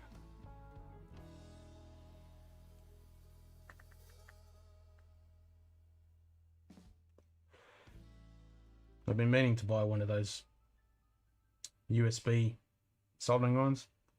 Once you can plug into like a little, you can plug in a USB, but it takes a bit longer to heat up, or you can put it into a like a battery drill power pack, and it takes seconds to heat up. Had contact with the head of the famous secret police. Whoa! Yeah, that's the problem when you're half cut. You can't really appreciate. I suppose you can't remember what cognac it was.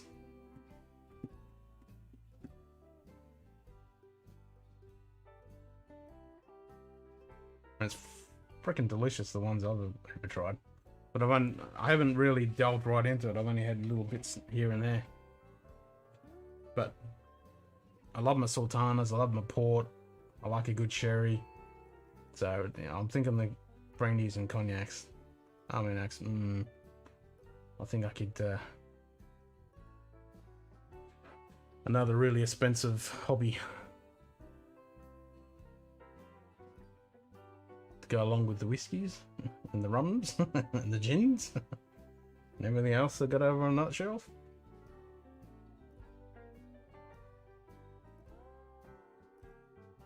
Top shelf, yeah.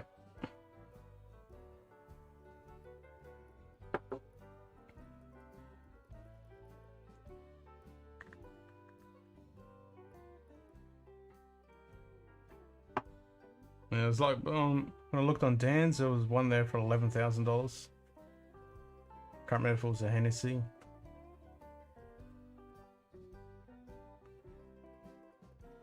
Can't remember what it was now.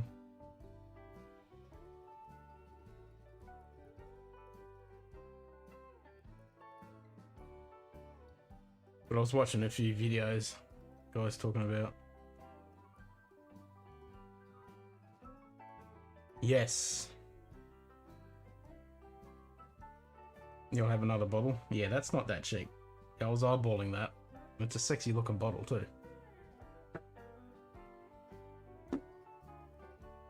Nah, you shouldn't be jealous. You need to come around, mate.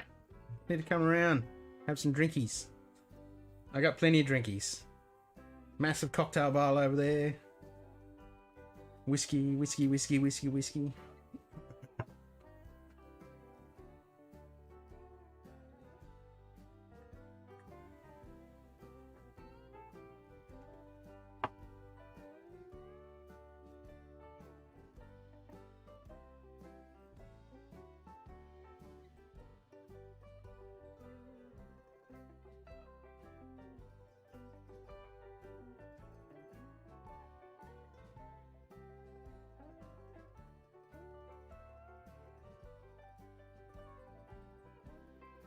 It's a Remy Martin.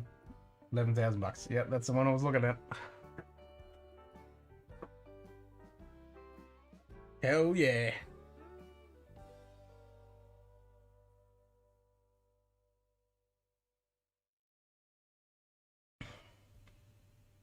Mm.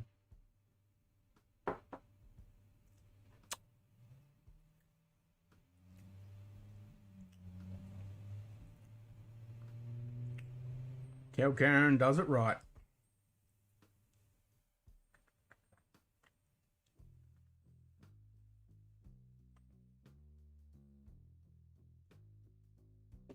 You got to get yourself some of this, Nigel.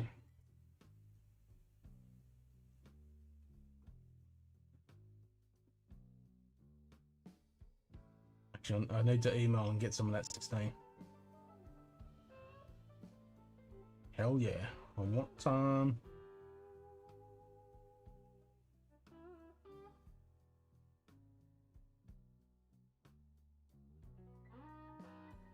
I bet it was.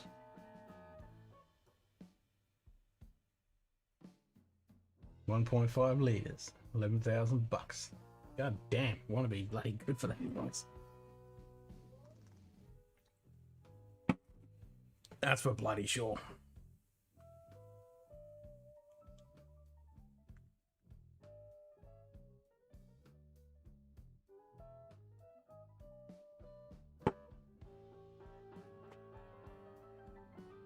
Well, I don't know if these survive too well in that 40-degree days.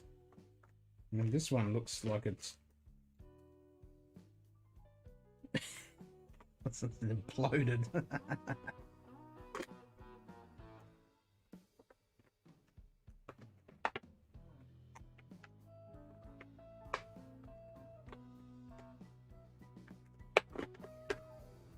I want some cognac now.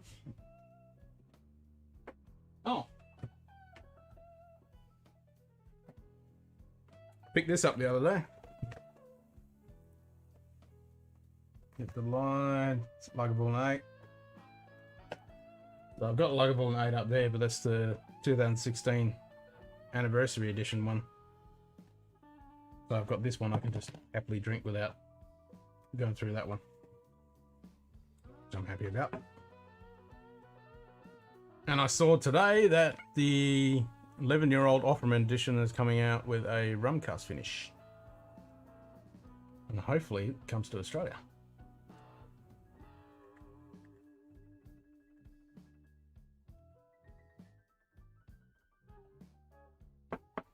Because, yeah, I just want that 11 going there. So I have 8, 9, 10, 11, 12.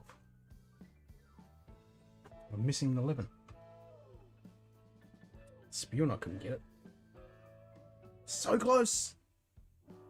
The Whiskey Club had it, and I signed up and bought the bottle, but something didn't go through, and I didn't get the order, and it's now pretty much impossible to get.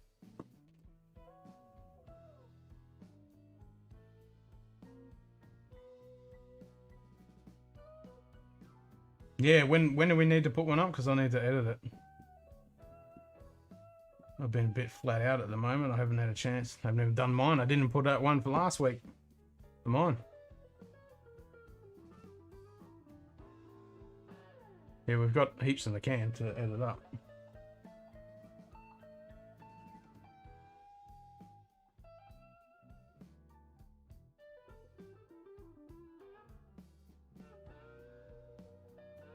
Yeah, it's a total bugger. I want that bloody 11-year-old. But if they're bringing out this rum one, I mean, I'd rather just the straight one, but they're interested to try a rum finish one. If it's done right, it could be interesting.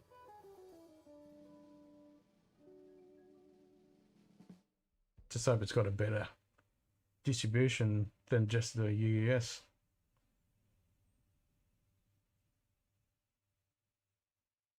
Have to see.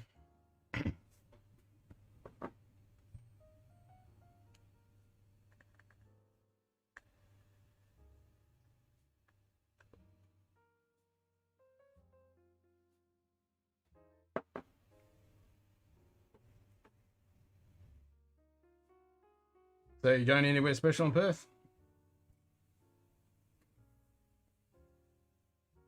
Get some good wines.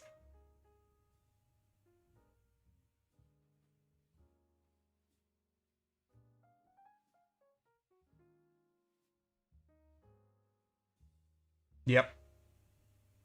Yeah, it's been in the back of mine. I need to edit it, but I just haven't had that bloody time. It's been freaking busy the last couple of months, which is good. Work. Had some interesting jobs on.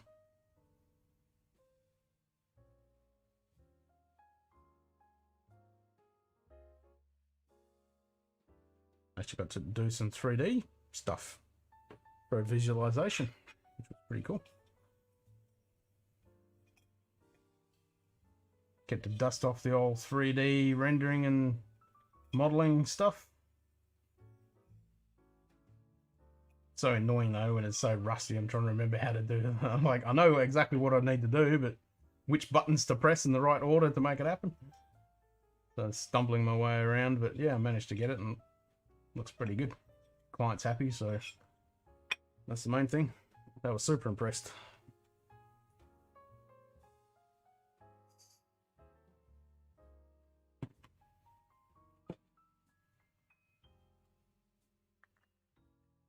And I incorporated, so I made the model and then took some video footage and then merged it together. So I put a 3D element into a video. It was pretty cool.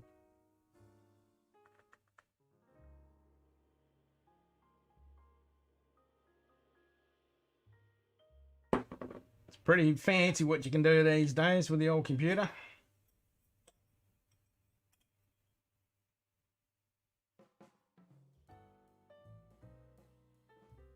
Bit of Japanese Saturday. Ah, shit. Sorry to hear that. That's a bugger.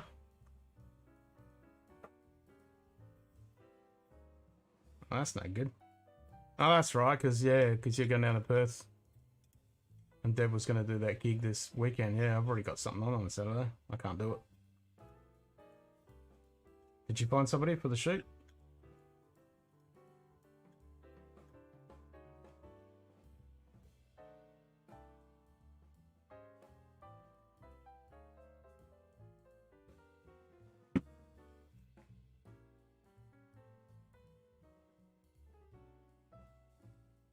Okay, that's going to be a bittersweet trip then, eh?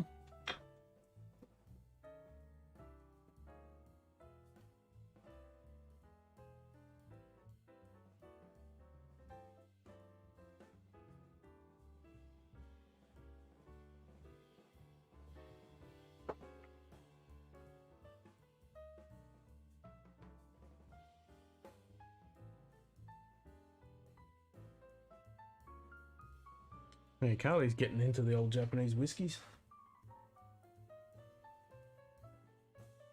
Expensive habit.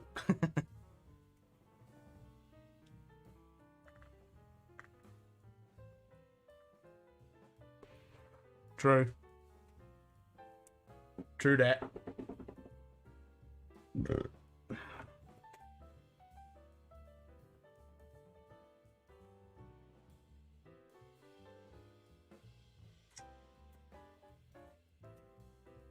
I got one of our club meetings was been rescheduled like 4 times, so and it has to be on exactly the same night, but oh well. These things happen. Damn, it's bloody hot in here. And they're not even halogen lights. Not as bad as when we were filming a few nights ago, though. God damn, it was hot.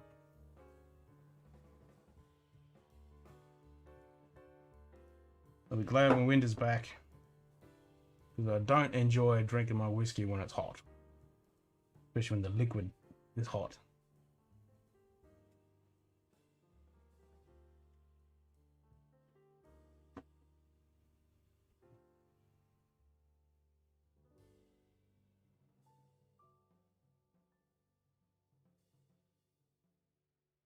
So I saw the video for Pencilhead, the promo one. That was pretty cool. Got some freaking awesome names. Hopefully it kicks off. It'll be cool. Every time we mention Pencilhead or your name, the boys like, I want to go draw. I want to go draw with Sampy. Cheers, mate. Yes. Let me know what selections you got, and we'll go through and find you a good dram. Yeah, I bet you it's nice and bloody cool down there. It's freaking humid as hell up here. It's no sea breeze. Well, not that it's coming through here anyway. Freaking hot.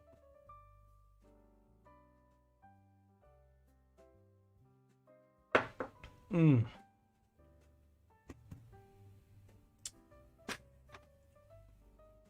was a nice day though. Nice cool night last night. Cheers, sis. Take it easy. Let's have a look. What's the temperature doing?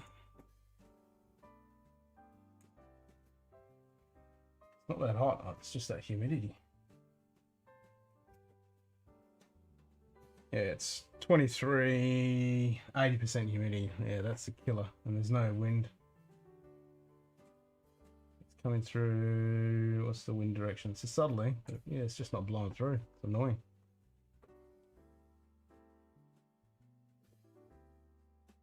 Oh, sweet. Awesome. Yeah, hell yeah. Yeah, keep me in the loop.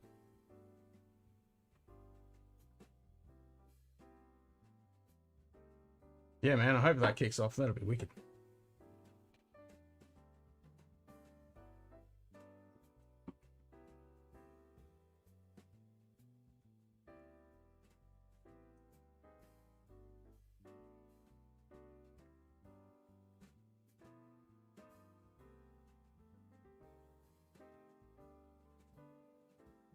Blech.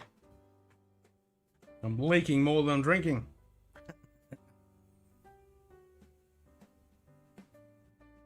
Oh, there's a slight little breeze. Oh, that was nice. Want some more of that. So I'm teaching at the museum for the next 3 days. Teaching them how to take photos of insects. Just with phones, but yeah, it's aimed at kids. Had one last week. That was fun. Parents were really interested. Teach the kids what an insect is and what a bug is, and teach them how to take photos. It's good fun. And hopefully it's not going to be too hot this week. It was, what was it? It was the 43-degree day last Thursday. Plus it was blowing its guts out.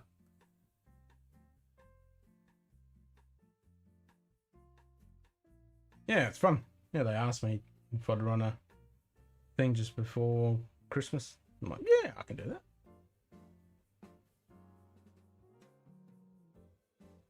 Get to nerd out with bugs.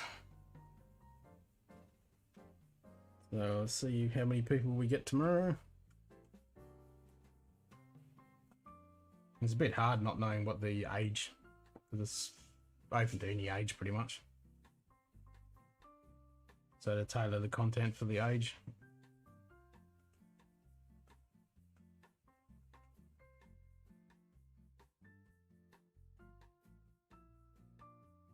What time was it? 10th. It's only early.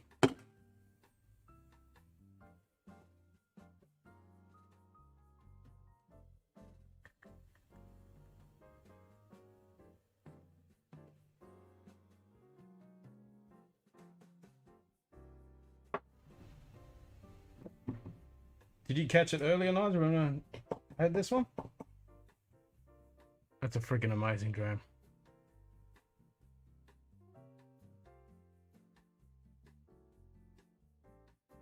Really nice stuff. Perfect on a hot day. And it's so weird that you don't get any ABV when you swallow it at all.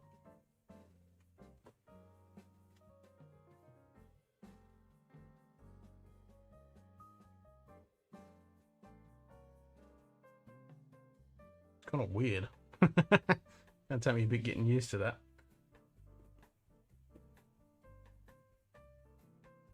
Yeah, it's interesting, very interesting, because your brain braces for that ABV kick. Nothing. It's no alcohol kick whatsoever, and it's 46%. Yeah, it's really weird because you expect it, and it's like it's not there. It goes down. It's almost like it's literally like honey. Goes down like real watered down honey. Goes down just like a watered down, real subtle honey flavor. But there's no alcohol characteristic when you swallow it. It's bizarre. I like it. I can understand why people have been talking about it, and it's a little bit of a little silent sleeper, that one. I want to try some of their older stuff.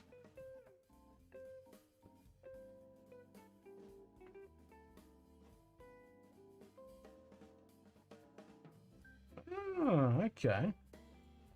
Their line arms are running upwards in an angle of 15 degrees rather than downwards. That would explain why there is no alcohol influence on the palate whatsoever. Because there is nothing getting through. Huh. And the description there is saying, no caramel colouring has been added to this single cask malt, so the naturalist, blah, blah, blah. Not chill filtering this whiskey, blah, blah, blah. Unique, keeping it natural. That's the stuff we want to hear.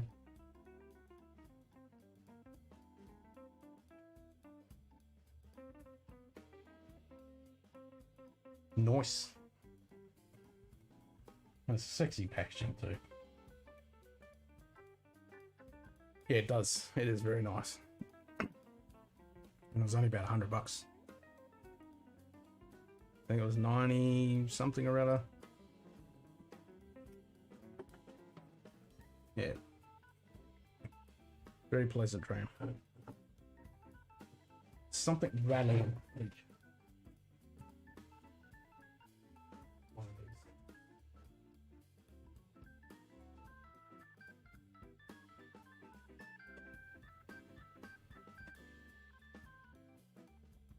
There we go. I think I stopped it.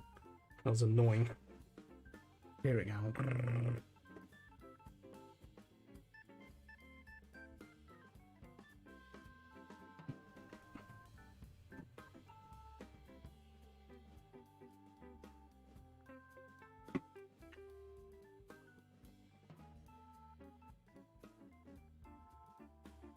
Where'd I get it from? SMW Whiskey. Or SM Whiskey, sorry. smwhiskey.com.au. I think that's where I picked it up from, because that's when I bought like 8-9 bottles all at once.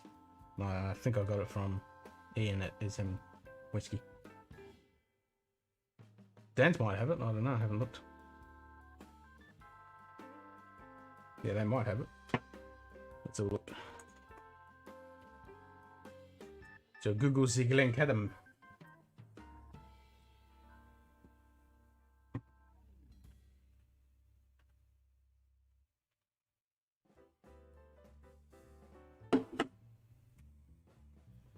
Glencaddam Whiskey Company, Nick's demo piece. There we go.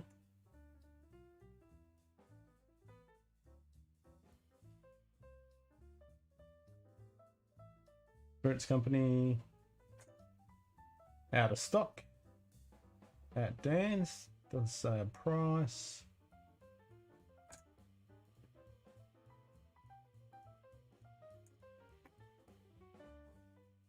Scotch whiskey. Da, da, da, da, da, da.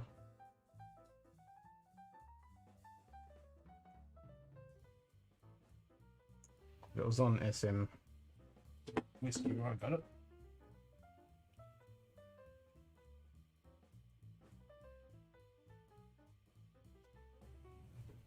And I know they've got some other expressions of theirs.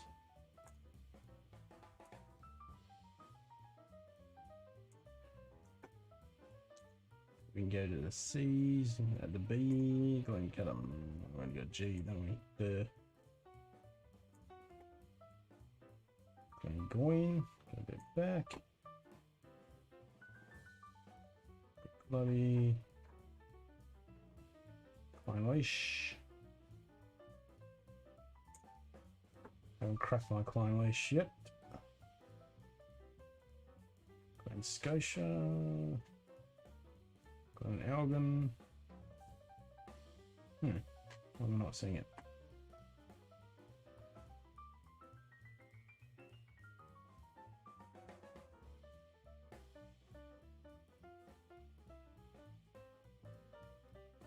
Not seeing Glencadam. Oh, there it is. Okay, so the Glencadam 10-year-old, 94.95. 15-year-old is 122 bucks. Yeah, I've got to get that. 18-year-old is 195. 19-year-old Oloroso Sherry, ooh, 230.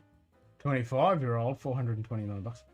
Man, that's not too bad, really. Glencadam Origin, 75 bucks.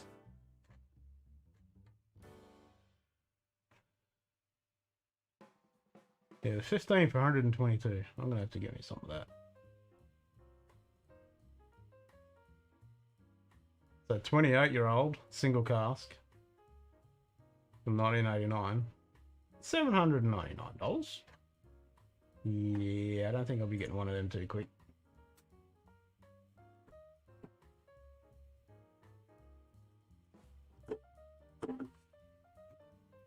And the best thing about SM whiskey is over $100 free postage. So, you know, get a bottle of that in a whiskey glass or a sample of something, because I do a whole bunch of cool samples. So spend another $8 to get the sample, then you go over $100 and boom, free postage.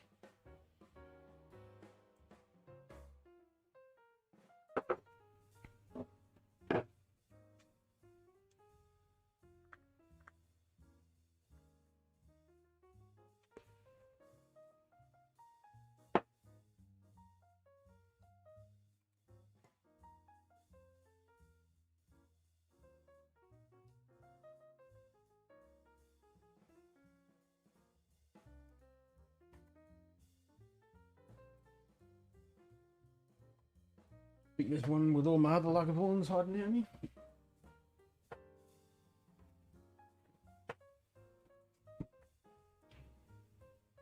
There's like 9 bottles of Lagavulin sitting down there.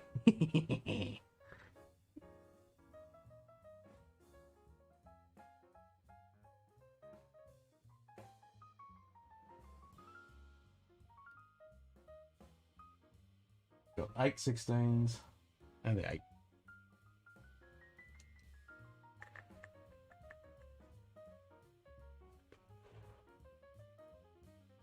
Actually, that's something I haven't cracked yet. Scarabus.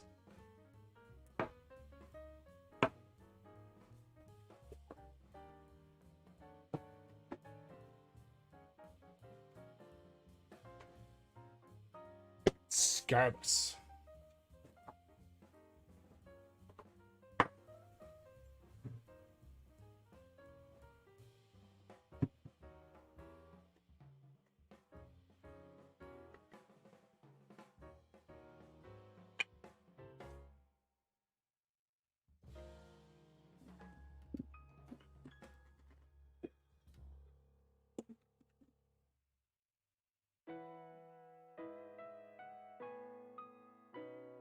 Look at that sexy label. Bling bling. Oop, hit the mic. Rip ears.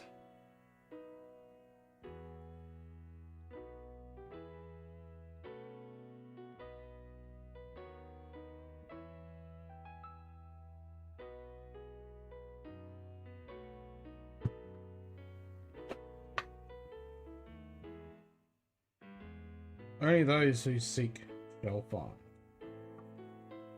My sexy embossed logo on there. Yeah.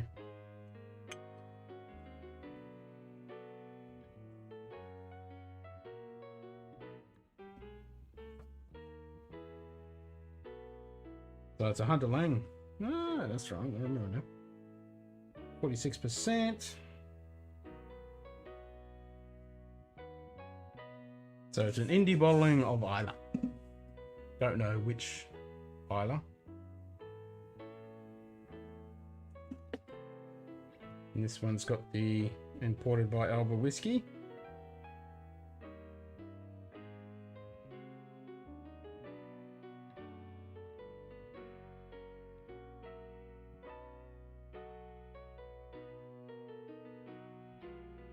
From our family guarded stocks.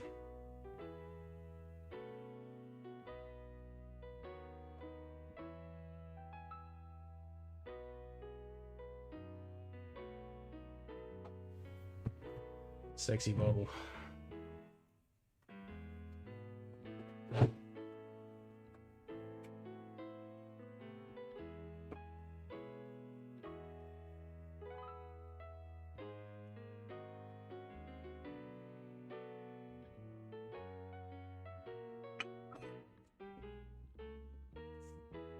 Got that distinctive cardboard smell.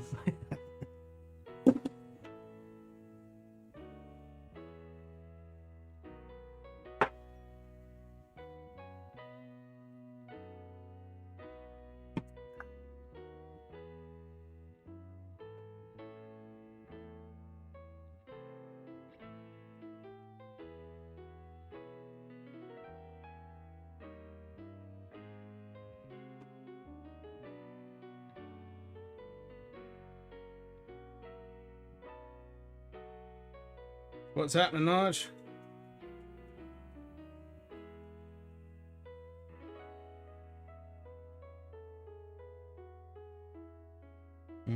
It's got the embossing. Don't know if you can see that on camera, but it's got this textured finish into the actual cardboard itself around the logo. That's pretty cool. It's like a watermark. Pretty fancy. I wonder how they do that. Probably just stamped.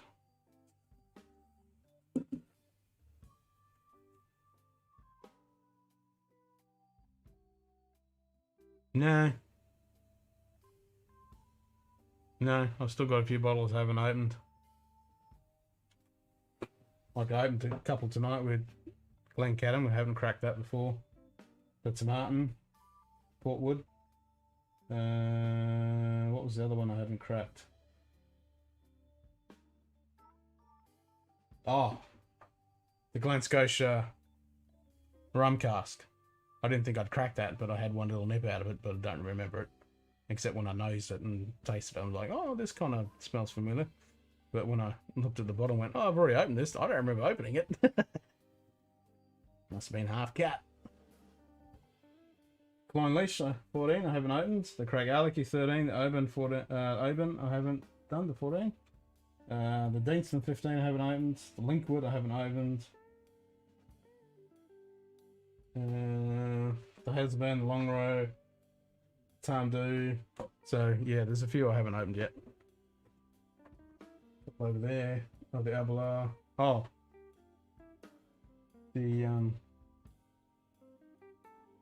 what's the name? Kilhoman Lockgorn 2018. Haven't opened that one. Back in a bit. All right. I'll wait till you come back, and then we'll probably wrap it up in a bit.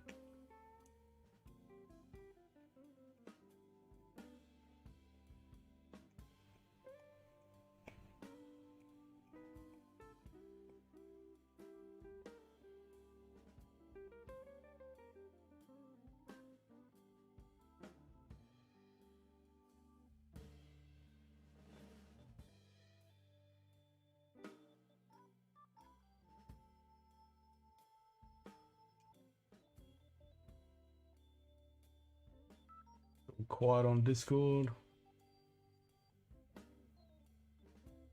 That's the problem with being this side in Western Australia. Everyone else is asleep.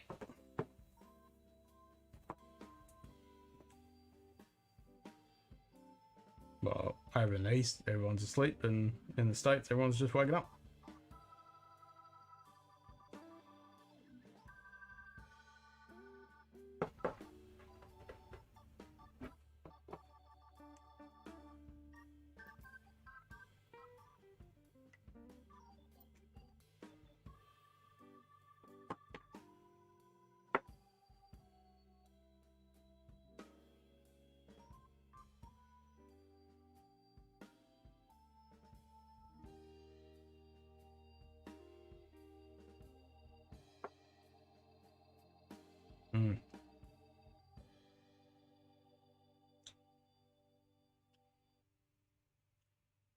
Kill Karen is just a delicious dream.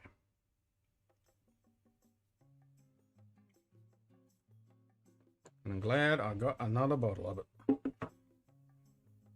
Because that one ain't got much left.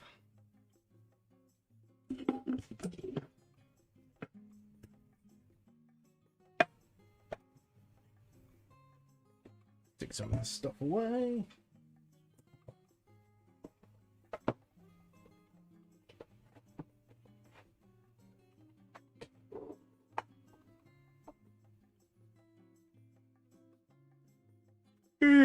Get a bit like that.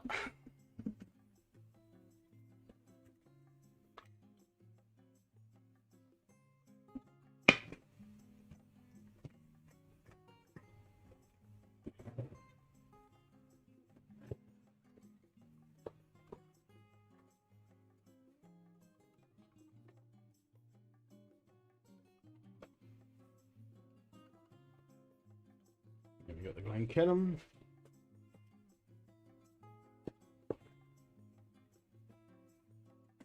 See Carly drinking quite a bit of that one. All again, because that's a tasty drink.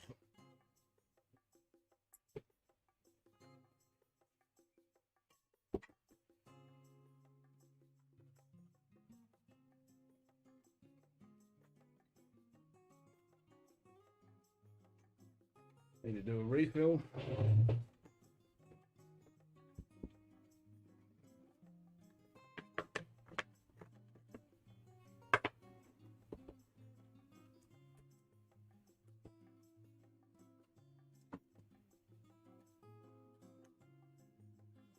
Jeez, what's going on here?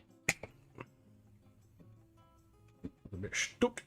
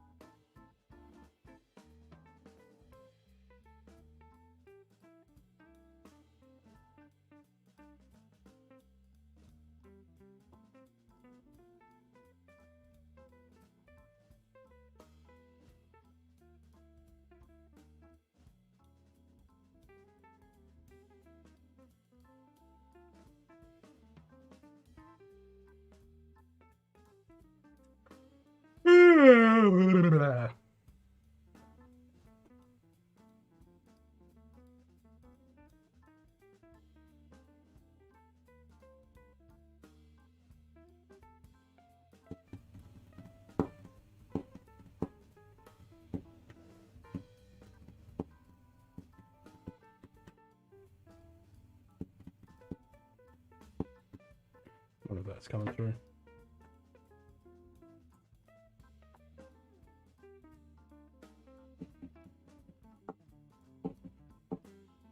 Yeah, it comes through.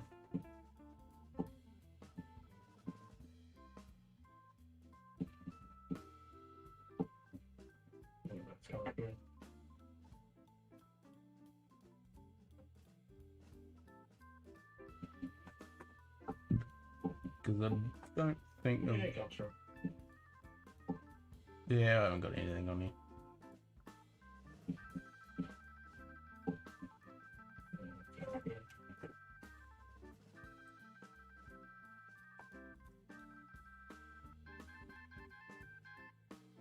No noise cancellation. Well, there is a little bit of noise gate on, but very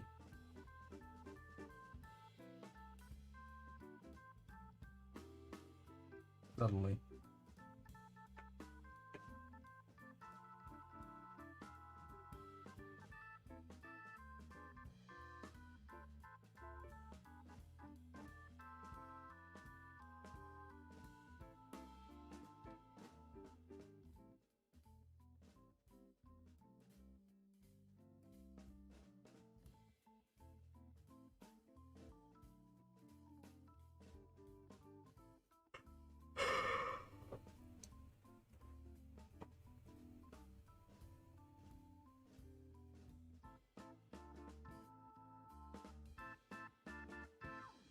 Picked up the yawn. Just watching the meters. It's a real long fall off.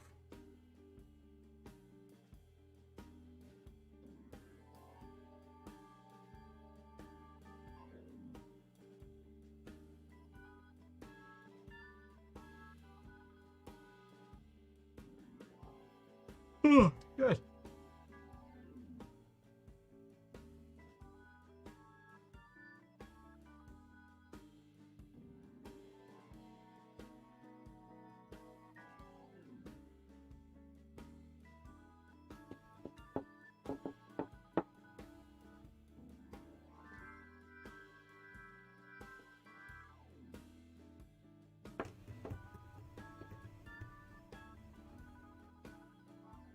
Kind of boring with no one in here.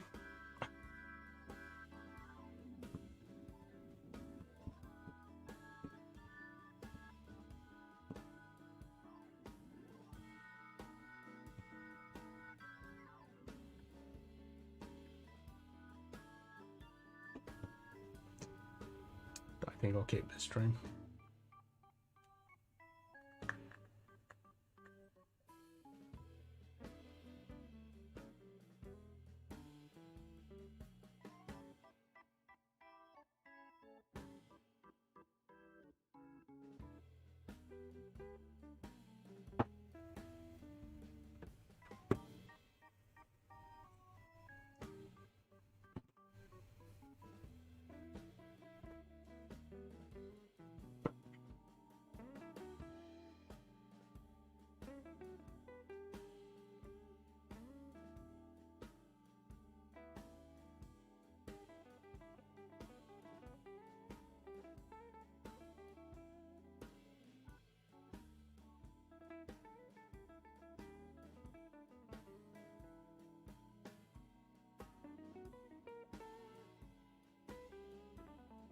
Resolder this sucker.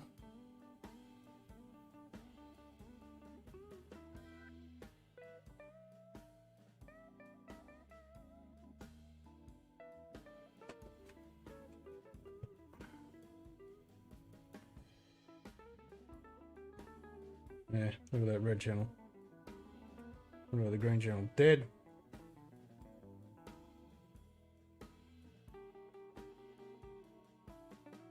White channel's half dead. Green channel's definitely dead.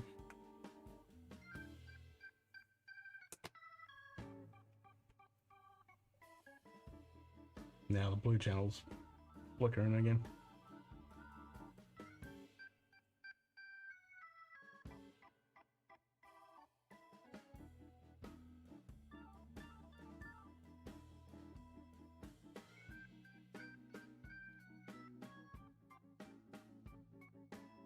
Bloody lights.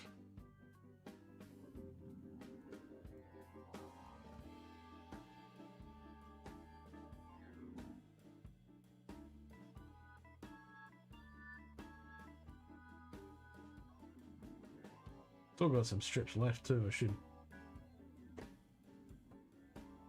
carry some on.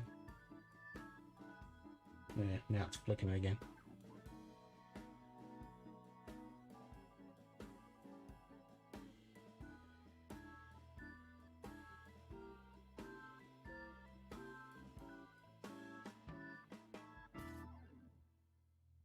Definitely got to resolder that sucker.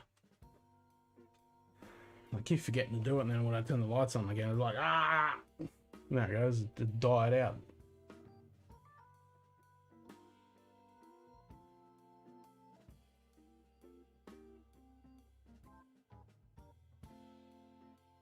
Pain in the ass.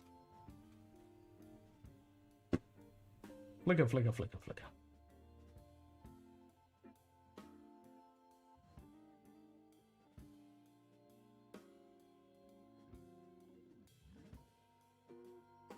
Oh, hello, viewer.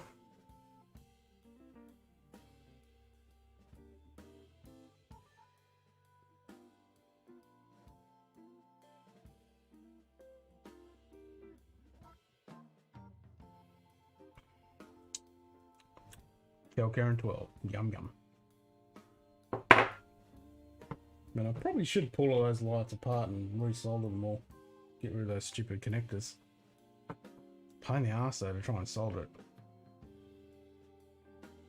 Because you have to do it in situ. Well, I've got 2 transformers. I've still got some of the cable left. So, because this side is completely dead. So I need some light over that side. And then I could carry this on a bit further. But I haven't decided.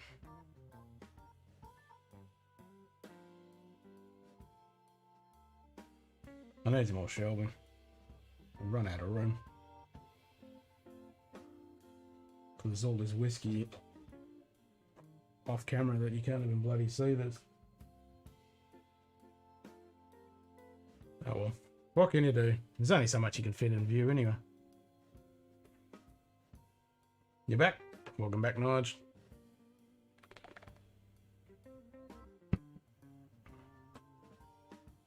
So you having a dream?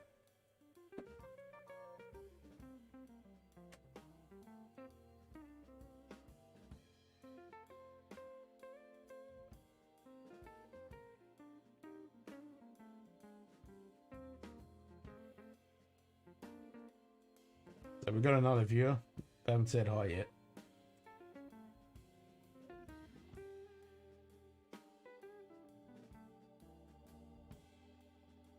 If they're drinking something, what are they? I know. I'm having a problem with finance. Trying to get a freaking loan. Not tonight.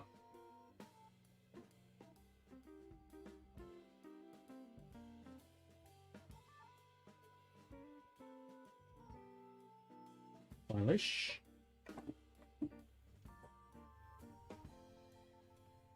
Eating a peach. Nice.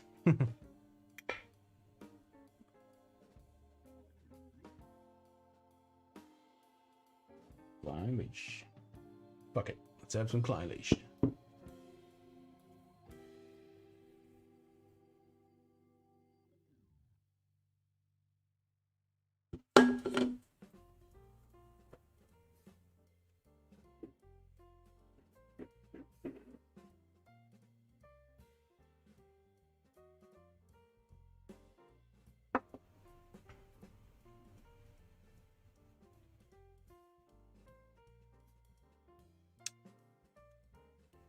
So this will be the 3rd bottle I've cracked tonight.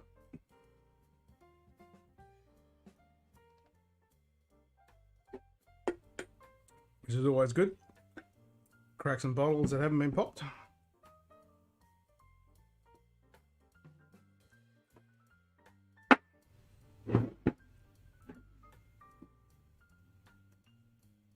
Now I've only had a sample of Klein Leash ages ago. Don't really remember it.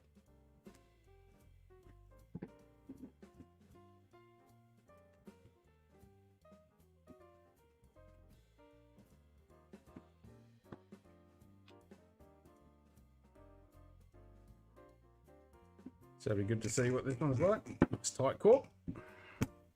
Give that a little bit of a good pop. Mmm. Ooh.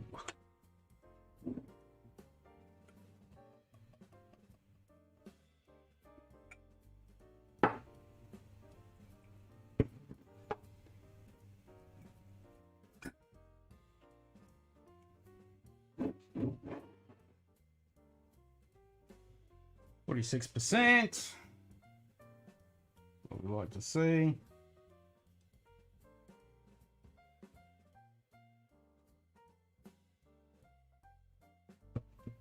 So supposedly this is meant to be nice and waxy.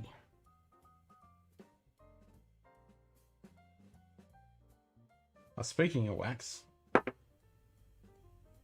the Spinifex Brewers down in Perth, they got their ginger beer up here with the gelatin wax infused in it. Lovely stuff. It's quite different, but it's really tasty.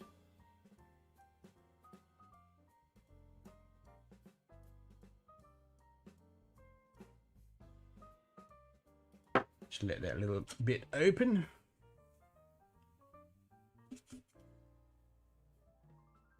Blah, blah, blah, blah, blah, blah. Nothing about chill filtration, colouring. I mean, this is the Diageo, isn't it?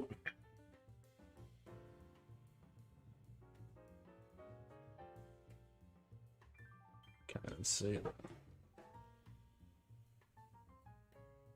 Yes, Diageo, Portugal, Denmark. So this must be an international packaging. Looks very much like it. Yeah, it's definitely Diageo. Because it's in the green label, isn't it? Isn't it Clonish? Craigamore, Talisker, Linkwood.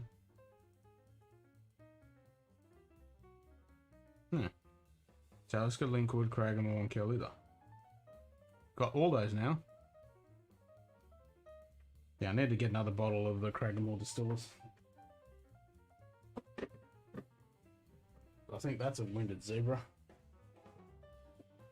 I think that bottle is on its way out. Yeah, feels a bit light.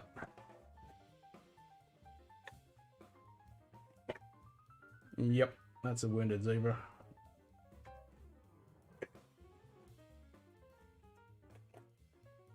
I don't mind this, it's quite tasty.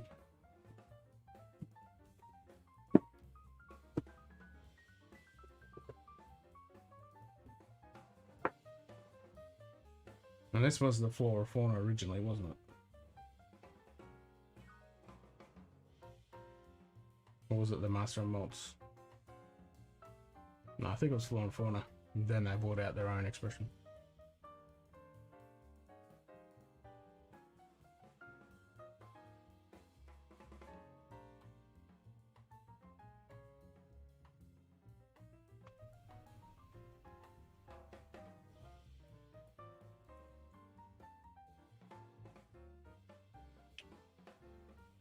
Yep, I've had this before.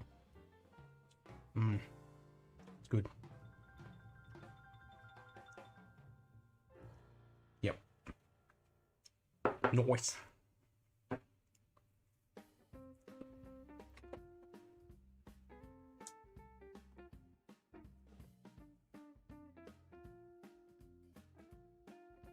really good Highland, honey, caramel. Coffee, nice and crispy and light. Yep. Nose starts with a light candle wax. Yeah, you can smell that on the nose, definitely. Sugar, faint floral fragrance. Adding a little water brings up the focus. The candle wax is now more richly scented. If when strolling near the beach, you come across some sun-dried flowers along the sand dunes. On the spicy palate, there's a signature oily mustard crest crispness. which is underscored by some maritime saltiness and a satisfying drying finish. I wouldn't say the finish is too dry. It's just a really nice, pleasant Highlander.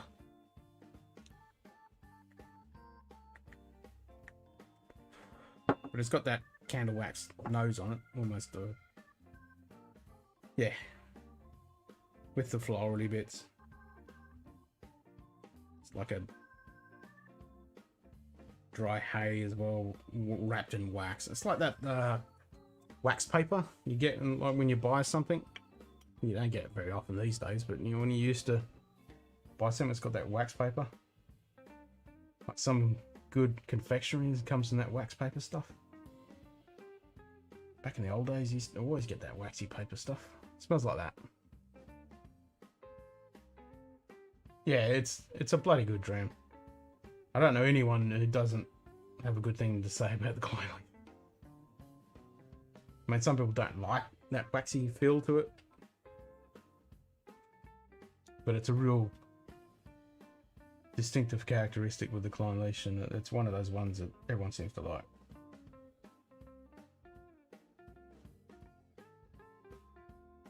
It's been ages since I've tasted it, and as soon as I smelt it and tasted it, I'm like, yep, I remember this.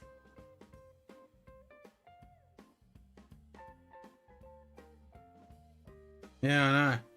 Silicon paper, meh. Give me that waxy stuff.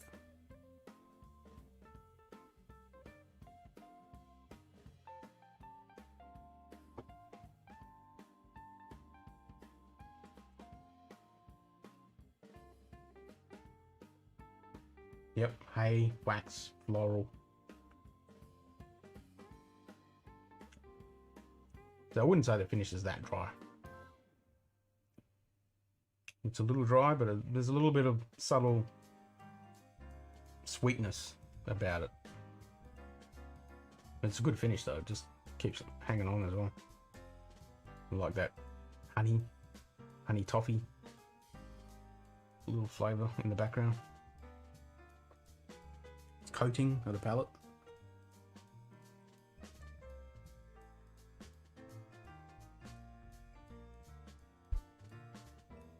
Quite tasty.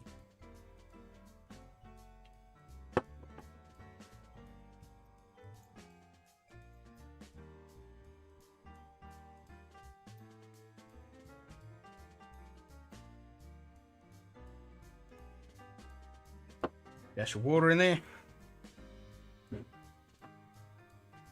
I mean, it's a shame that it is DRJ because that is probably coloured.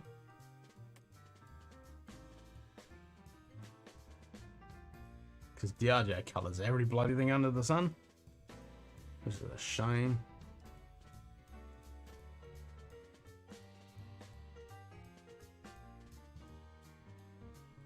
I haven't done any more of it.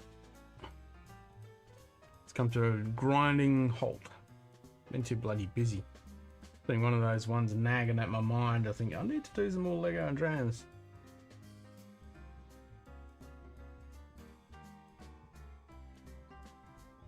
At least it's not something that's time sensitive. I can take my time.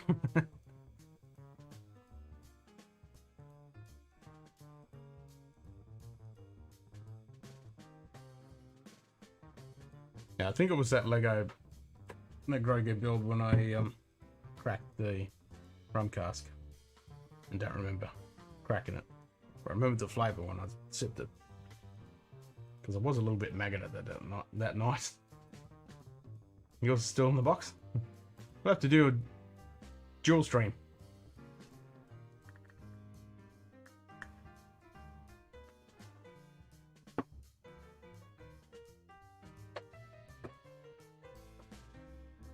I got StreamYards or Zoom, so we could do a dual stream.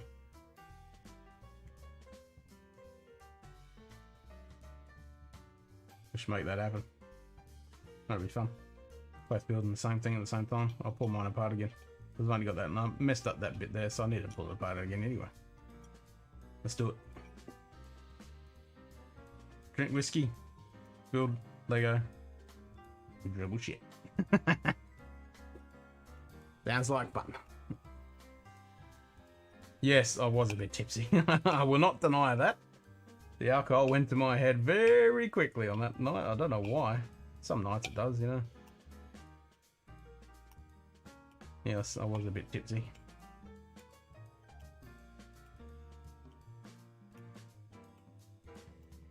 Like I've had quite a few drinks tonight. Feel fine. Bit tired, but that's because I got up early and had a hard day's work. Sit in front of the computer. The old brain's a bit tired, not the body. The body's like, bleh, you pretty slug. But yes, I was definitely a bit tipsy that night.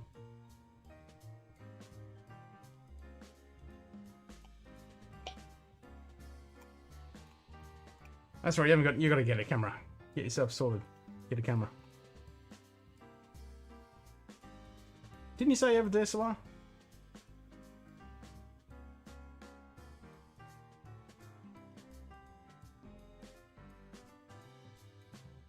You've got a DSLR there, so what you need, because I've just done it to my old DSLR.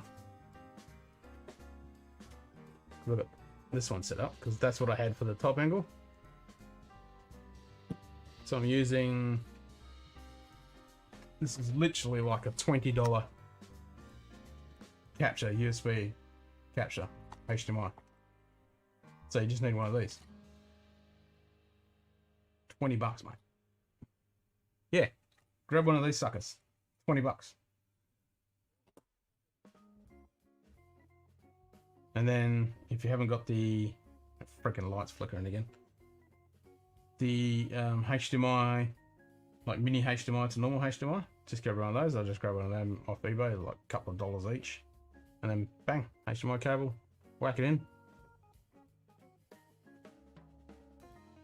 Yeah, so the brand you want to get is, I can't remember the name. There's a whole stack of them. They're like 20 bucks. If you look on Amazon or eBay, it's just a HDMI capture. It's pretty much the same as the Elgato HD Cam. What is it? Camlink. Pretty much a rip off of that. But there's a whole bunch of companies that just slap their own logo and everything on, and they're about like 20 bucks, and they work really well. That's what I'm running off of that camera. Then you'll be able to stream.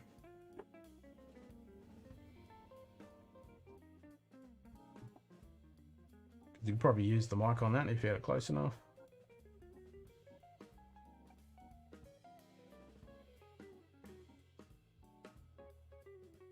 I mean, the other way you could do it if you got your phone, because I've got multiple ways I can bring that stream in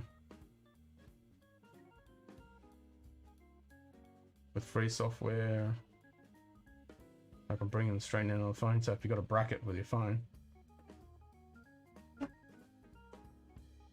because then we just do a split stream.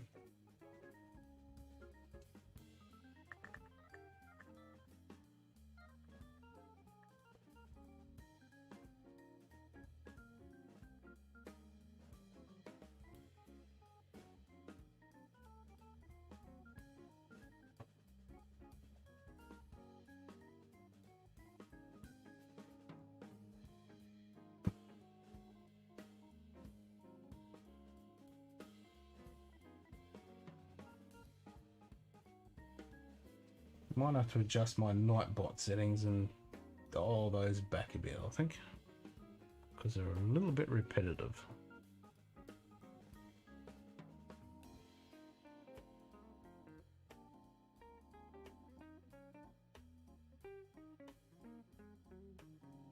Oh, and the only thing you want for your, if you're going to use the camera, is a power pack, and they're like 15 bucks.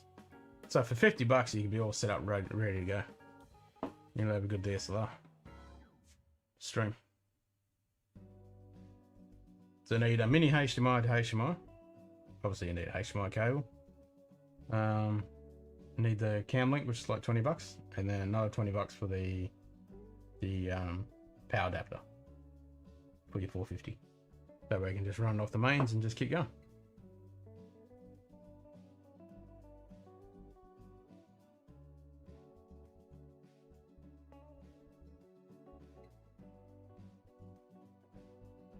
because it just comes up as a.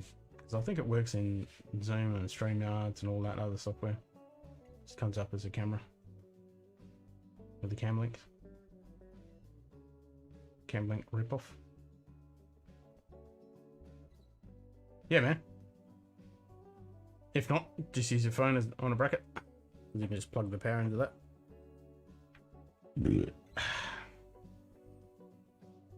worst comes to worst, use a laptop webcam.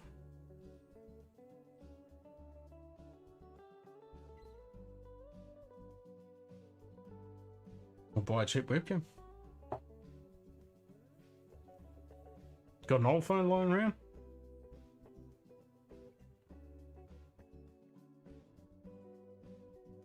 Plenty of options.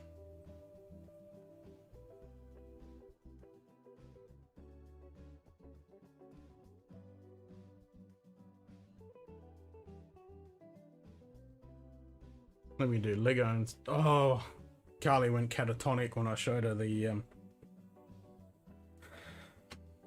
art series Lego of Harry Potter. So she's got to get those 4 sets to make that big shield.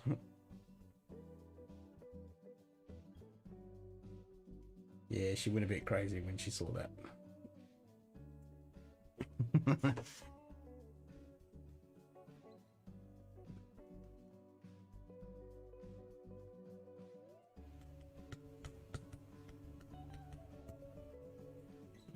So our third viewer has gone. Don't know who that was. They come in and lurked and...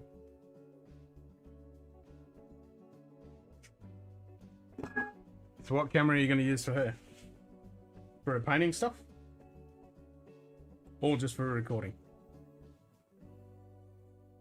Because if it's recording, it's a lot easier. Just use the camera. But if it's streaming, then you need...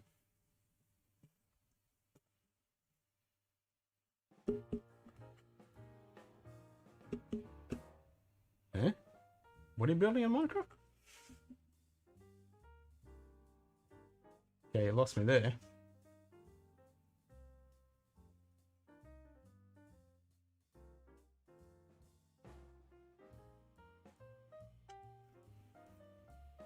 Are you building Grogu?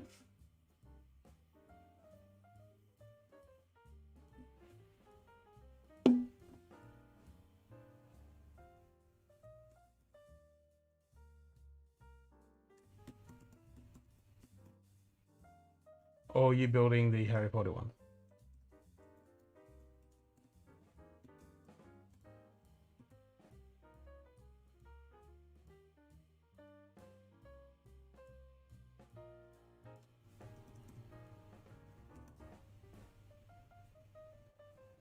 Ah. Let's send Carly a picture of that.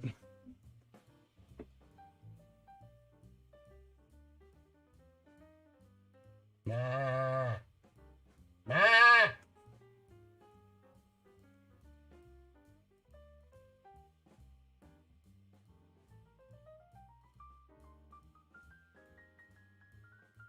So is Carrie just recording video or is she streaming?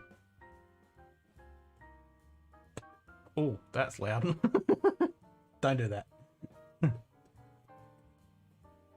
That's like an extra diaphragm for your ear. Extra eardrum. Because that's pretty thin. It echoes quite well.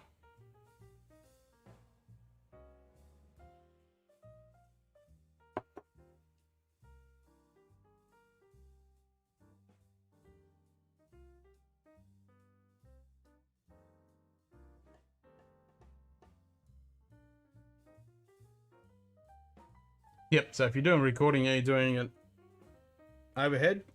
Or are you doing it side or front on or something? You need to get a tripod high enough so that you can point it down.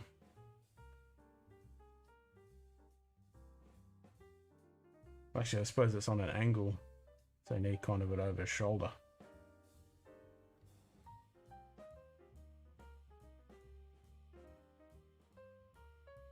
Yeah, that's what I was just thinking, time lapse it. Yep, that's the way to do it. Yeah, that's where you definitely need the power pack to be able to do that. Because the last thing you want to be doing is stuck around with batteries. So yeah, grab one of the AC adapters. They're literally like 15, 20 bucks. And then set it up for time lapse.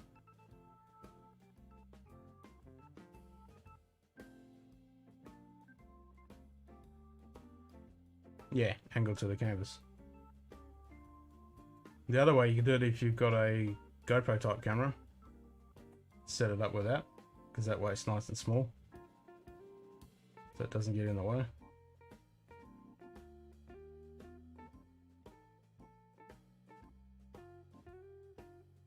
Yeah, it's just the positioning of the tripod, because the one I use with my DSLR is for the overhead shot, because I'm able to put out the stem and drop the arm over.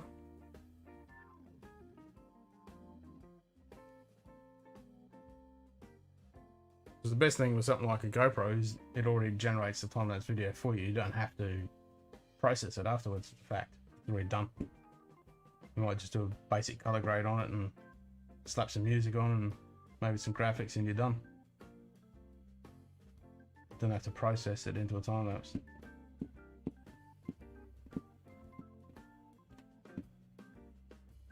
It's gone missing. Oh.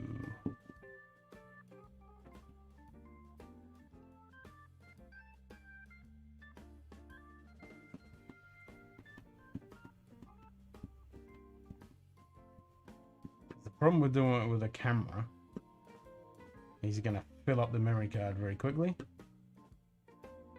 And you're going to need constant power. Especially after you're talking, you know, multiple hours of recording time. And it depends how many frames you're taking. Yeah. If you want any tips and tricks, let me know. I can help you out. Because I've definitely done lots of time lapses for commercial gigs.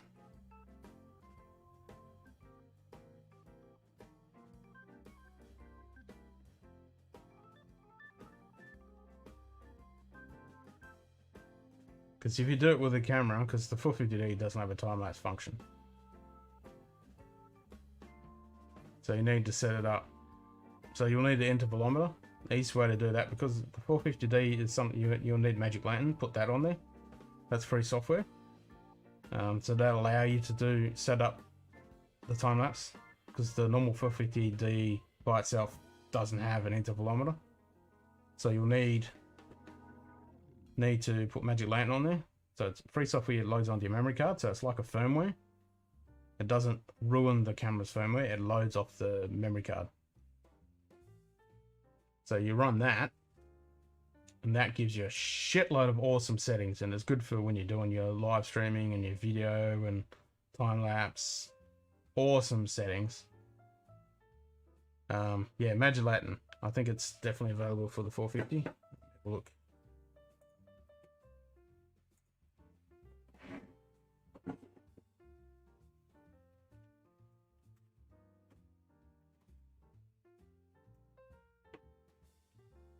So that camera doesn't have live view, does it? I think we had this discussion before.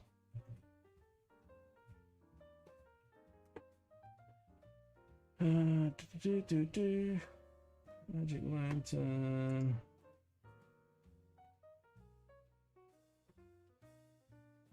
Ooh, maybe not. 500D, because I've got it on my 500D, or 600D. Oh, it's port in progress.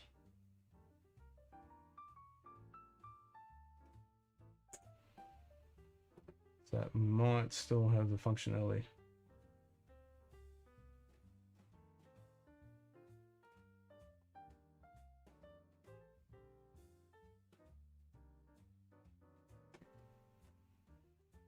Okay, so you might be able to get a nightly build. I mean, it's the last post I see in the forum was like freaking 4 years ago.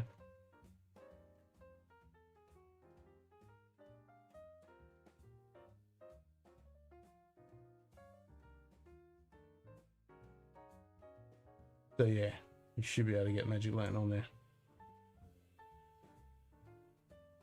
No, it's there. It's just on the nightly builds. Hold on, I'll grab you the link.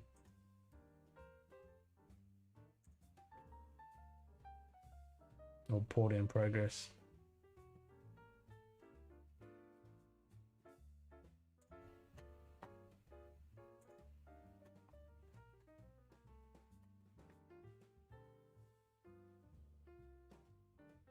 Now that's like with my 5D Mark IV, I can't get it. It's really annoying because then I can shoot raw on my 5D Mark III and 5D Mark IV, and it makes grading so much easier.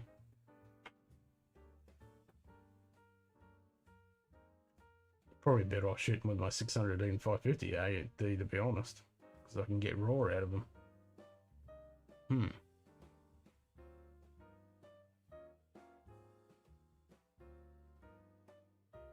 Might have to look into that.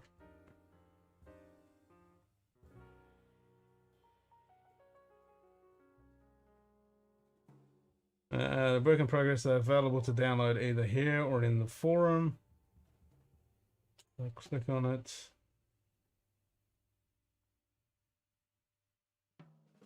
Okay, so here. So this is back from October 2016, so it's 4 years old. But, oh, you've got it? Yep, you got the forum link.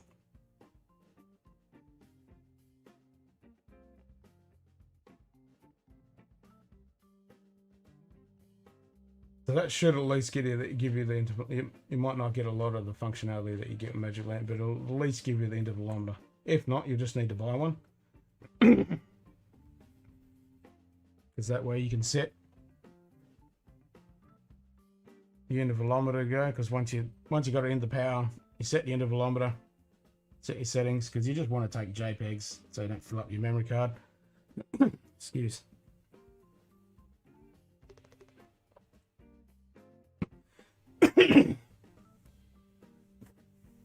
Because it will fill it up quite quickly. So if you just take compressed JPEGs, if you're not doing, because you don't need to do a shitload of post-processing. Yep. How big is your memory card? What's the biggest memory card you got for the camera?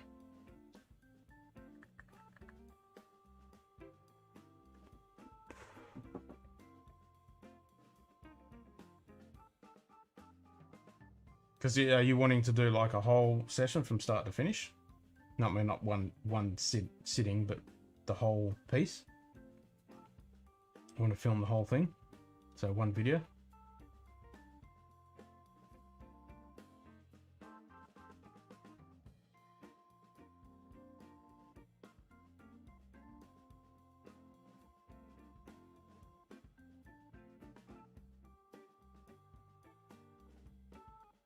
Okay, so 32 gigs should get you okay. Because you'll be able to offload the footage after each session. And if you do it as JPEGs, that should be fine. And if you use DaVinci Resolve, for example, it'll be so easy to do. Because all you need to do, literally, is dump the memory card. Yep. It'll take you a few goes. Especially to work out the interval between the shots. Because you got to work out how long you actually want the videos to be, because you don't want someone sitting there for 4 hours because they're just going to get bored to shitless. But you don't want it too quick, so you got to try and work out a good medium. So with the pictures, once you dump the memory card, and if you just make a folder and then just dump them in there and keep the file names the same. So once you've got all the files, you just literally drag that folder into into DaVinci Resolve onto the timeline and click play. You don't have to do anything else, because it will detect a series of pictures, which is what a video is, and then play it. And then you can muck around with it after that.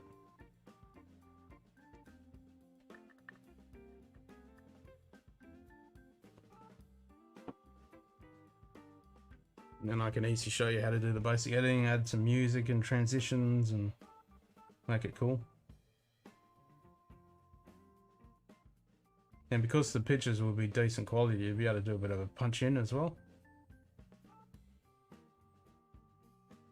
So be able to, you know, you'll have the frame, and then you'll be able to slowly punch in or punch out, which will be really cool to look at.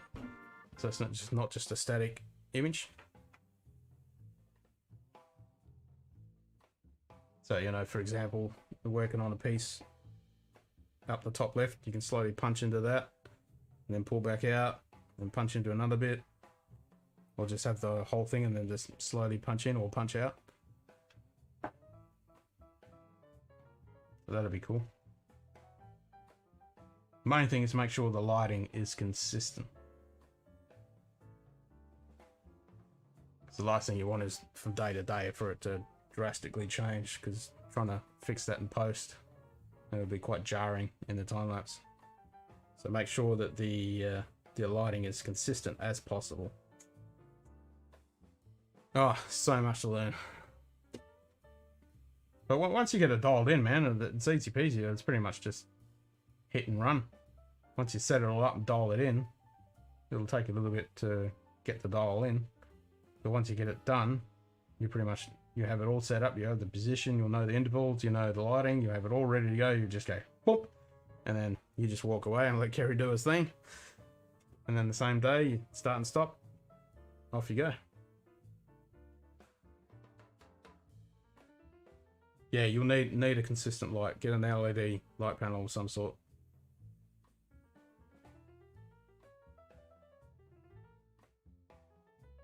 Because the last thing you want is, you know, the light to change during the day, and then the next day it's different.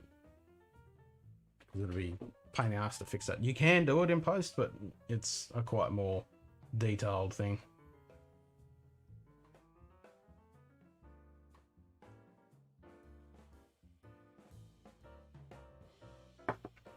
Yeah, you want a light, get a light that Kerry likes, and it's good for her painting.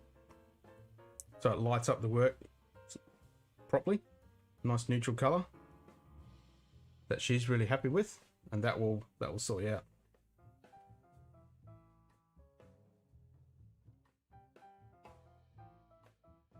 Yeah, well, when you say didn't take you long to learn Photoshop, like, I'm still learning Photoshop.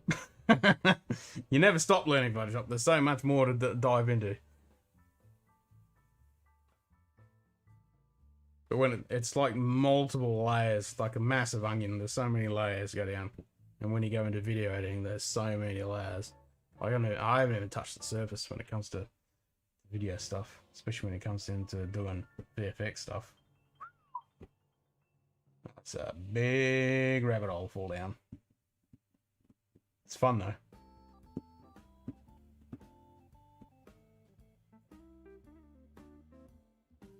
Like, I just changed the profiles of both of the left and right cameras when we are filming, and I've got a color checker, and I just spent literally 2 days just color grading it.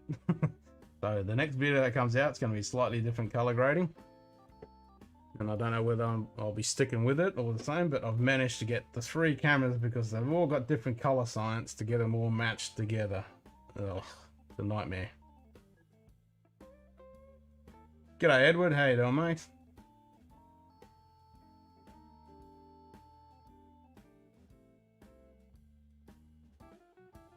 And the best thing about DaVinci Resolve, it was color grading software. It's like it's the standard for all the high-end movies. It was always DaVinci Resolve, but now it's turned into a full NLE, which is freaking brilliant. And the Fusion, which is all the VXX node system. Oh my god, what you can do with that. It's freaking amazing. So I've been looking at a lot of the 3D stuff that you can do with it. And even just the 2D stuff, the VFX stuff you can do in DaVinci. Like, After Effects is really cool, but it's so annoying to have to go from After Effects to Premiere and then to Photoshop and all that. Whereas Resolve, it's all there in the one package. You can do the whole grading, you can do all your VFX, you can do all your editing, cutting, the whole lot. and it runs on a dime.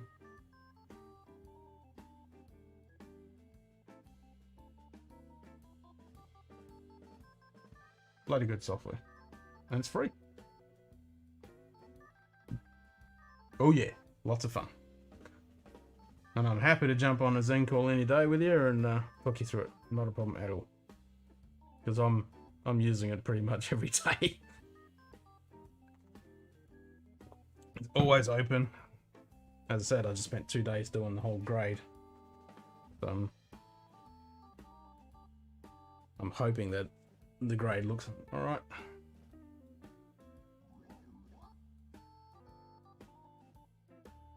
I wish I had 3 black magic cameras, because then the grade would be so easy.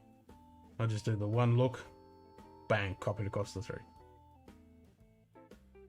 Fucking delicious. That's how it is. Have you had it before? So I was saying earlier, I only just cracked this bottle. So I cracked 3 bottles tonight, 3 new bottles. I've had this ages ago, but I didn't remember it until I stuck my nose in the glass and tasted it. I was like, oh, I remember this. It was like an old friend. Good old Clonelish. Yeah, it's bloody good.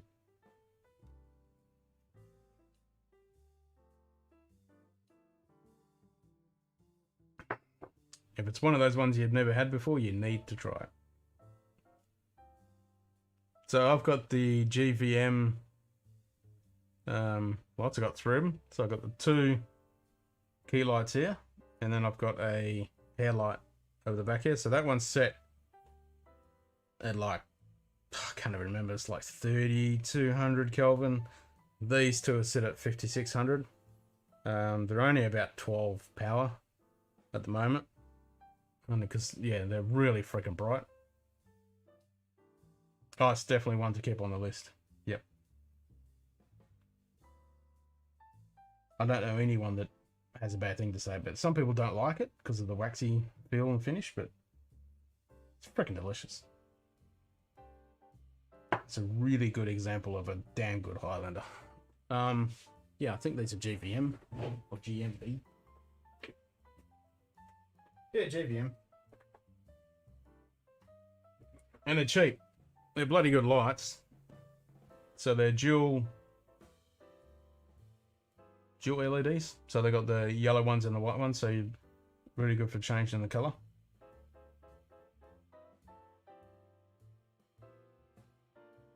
And I picked up they come with the light stands, carry bag, the 3 lights. I think it was like 1800 bucks. I think it was. It might have even been less than that. Actually, no, it was. It was freaking cheap. I'll get the model number. I can see it on you. At the back of this light. It's a bit dark back there. Where's my phone? You don't need the 3 of them. You only need to grab 1. It's the 560 AS.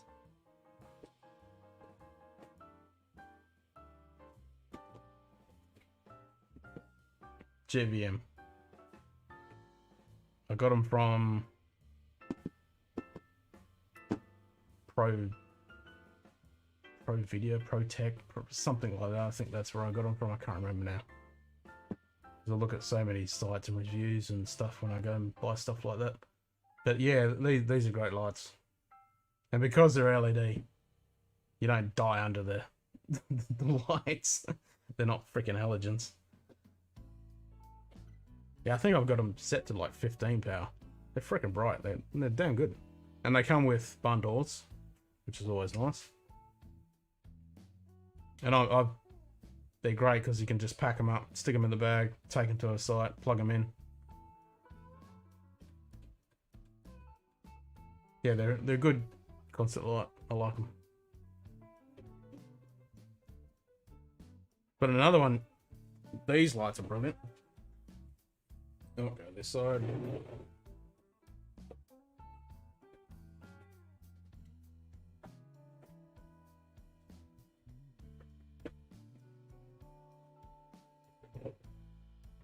These are freaking awesome.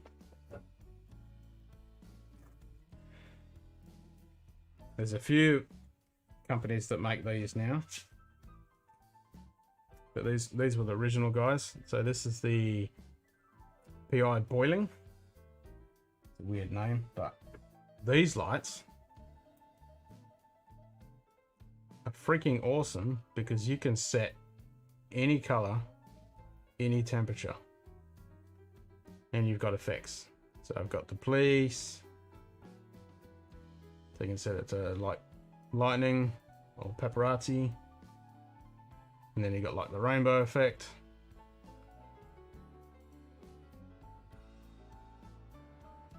But you can set it to any color you want and any brightness.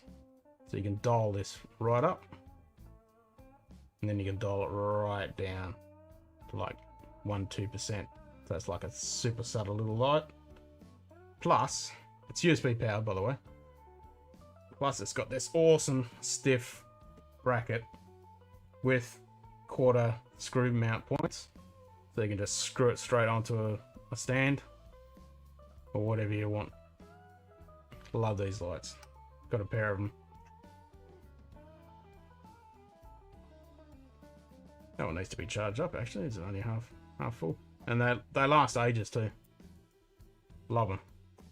Comes in a nice little pouch.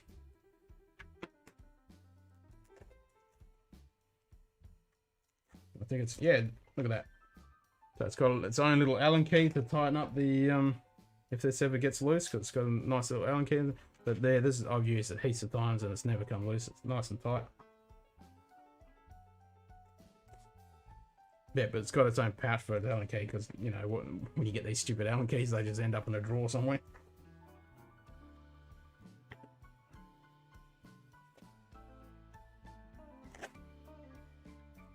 Yeah, these are great. I use these when I do light painting for doing Milky Way shots and stuff like that, because I can just stick this on my belt, so it's out of the way, or just slide it in my, you know, cargo pants pocket or whatever. Nice and slim and easy, and it's super bright, and you can just change the lighting, so if you stick inside a building, and yeah, very useful.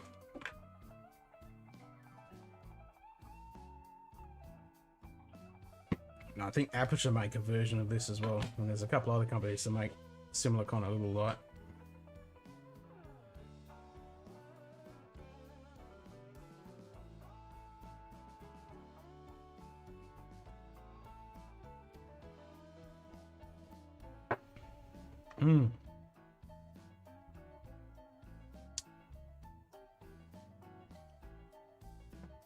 So if you grab something like that, because it's nice and small and portable, so if you stick that over the, you know, in a good position over the artwork,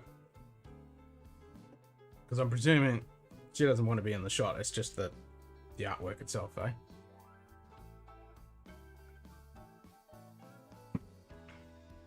I reckon you should Twitch stream. So many people on there doing that kind of stuff on Twitch. Yeah.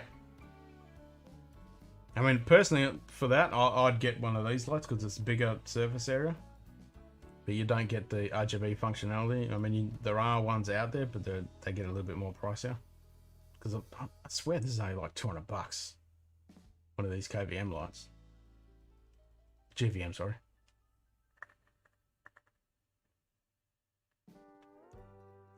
Yeah, so if it's just the art, you want a nice flat light onto it. And it'll obviously need, you know, to be at the right angle, so it's not hot spots and casting shadow and all that kind of jazz. Whereas this, it's a bit small, and then you got to worry about make sure it's charged up and everything like that. Whereas one of those GVM lights, you just need one of them with the barn doors, get it back far enough, and it'll light it up quite nicely. You can dial in the temperature and the power, because you want it a pretty neutral, you know, 5600K daylight style.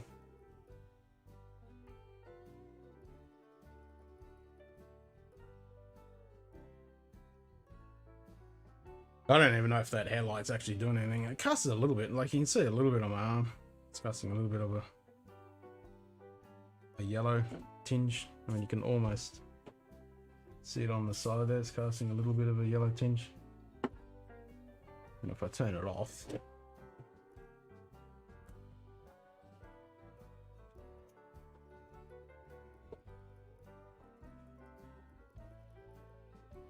yeah, can't really tell much of a difference.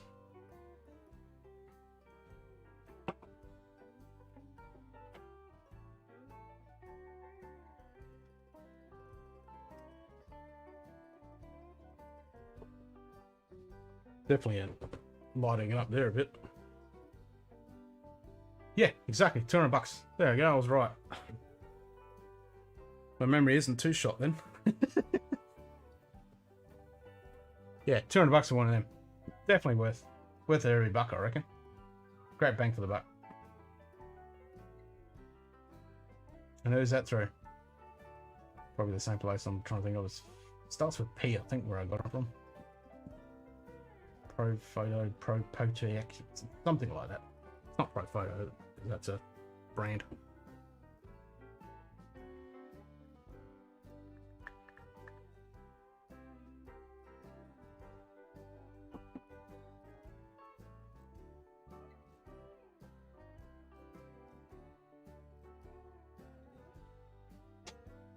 I wouldn't mind actually getting some more of those bloody lights. They're freaking good.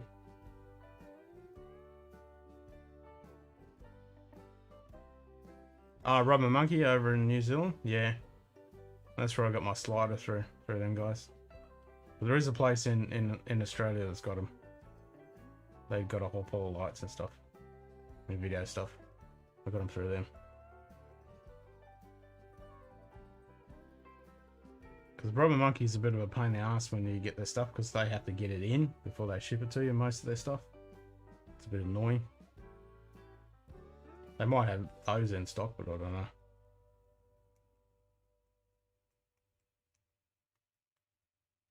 So pretty much, I think they're a middleman. They get it from the manufacturer or the distributor, and then they send it out. So I don't think they have that much stuff in stock.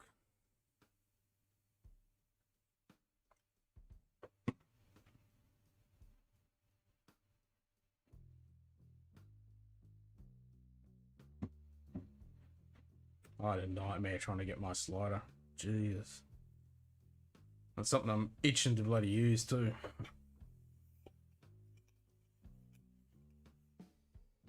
I want to do some really cool stuff with that slider, time-lapse stuff.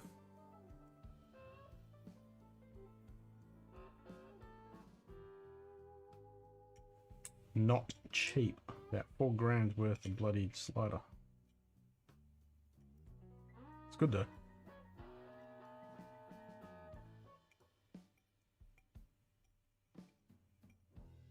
I used it a few times.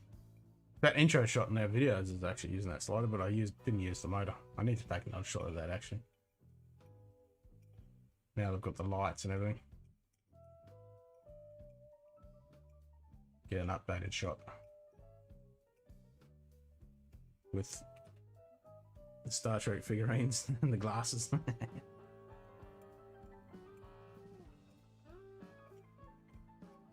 I've got to find a better system for mounting it on tripods though, because what I'm using is a bit ad hoc.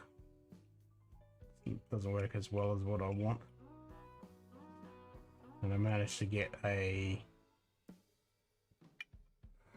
angle bracket. It took me ages to get the right mounting plates and everything to get it so I can actually change the angles.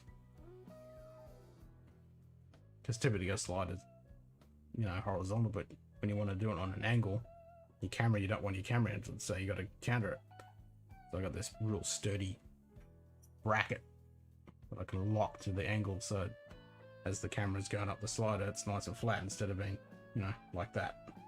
It's actually going on the correct angle. I can do it landscape and portrait.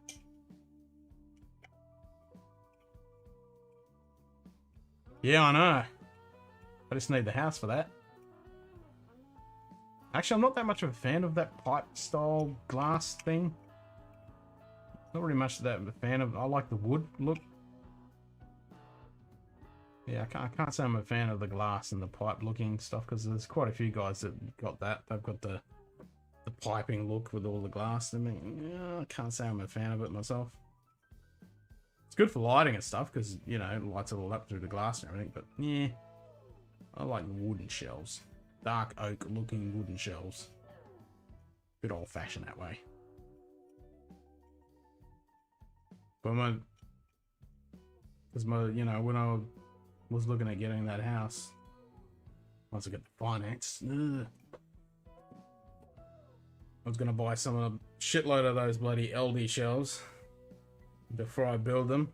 I'm gonna get a router, cut the grooves in each one of the shelves at the back in the position I want, so I can put the LE strips. I'm gonna LE strips mounted in there already, and then on each end I can put the connectors in for the lighting. Stagger shelves.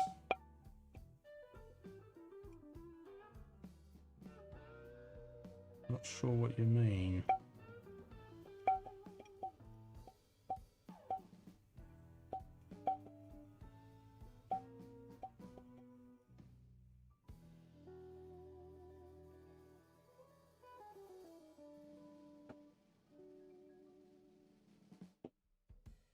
Wood is study or wood is sturdy? It's both. It's like a study. It's good when I'm on a Zoom call or something like this and I've got this backdrop and people go, "Oh, I like your bookshelf," and you go, "Yeah," and then I explain to them, "Yeah, those books are whiskey."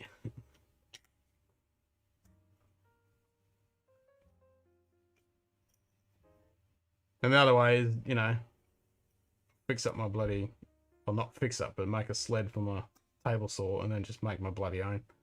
That's the easiest way, because most of the shelves you buy, they're too freaking deep, because I don't like double facing my whiskey. I just want it single faced. So I don't want a 30 centimeter bloody deep shelf. It gives me the shits. I only want it like 22 centimeters, I think I worked out when I built my other shelf. I think that's all I did. It was like 22.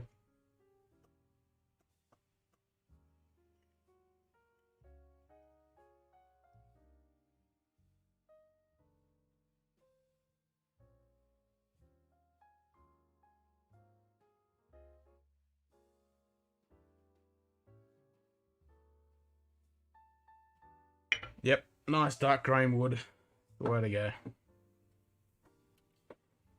It's classy. If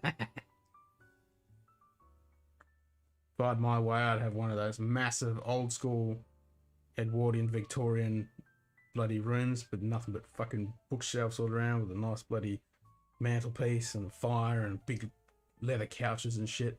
Fucking nice subtle dim lighting. Big fucking luscious rugs and carpet. Yeah, fuck yeah. That's my kind of room.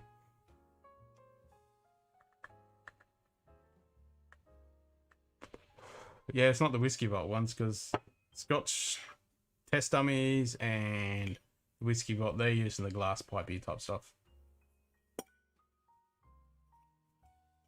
And those bilby shelves are good, like the dark wood color ones. They just need a bit of modification from Aldi. That's what a lot of guys use. That's what I was looking at, because I can do the corner.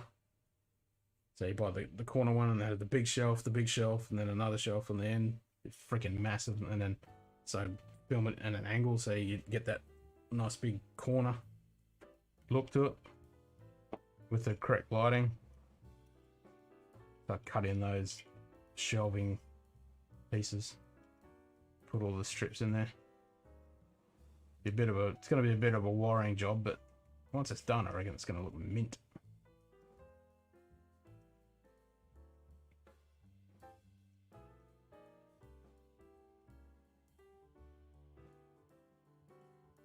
There's the lighting on these shelves.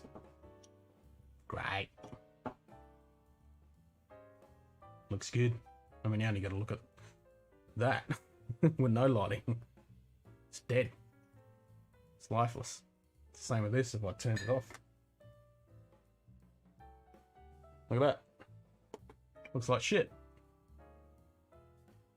Well, the colour's nice, but there's no life to it. It's boring. Whereas that separates me from the background, and that's the other thing too. I want to get more separation because I haven't got the depth here, so I can get that nicely blurred out in the background. The only thing I don't like about these LEDs, I can't turn them right down because I really like to have them turned down. The problem with that is they flicker. Because I reckon something like that looks quite sexy. You know, it's just a nice subtle hue. But I have to have them pretty much one step from full brightness, which I'm not a fan of.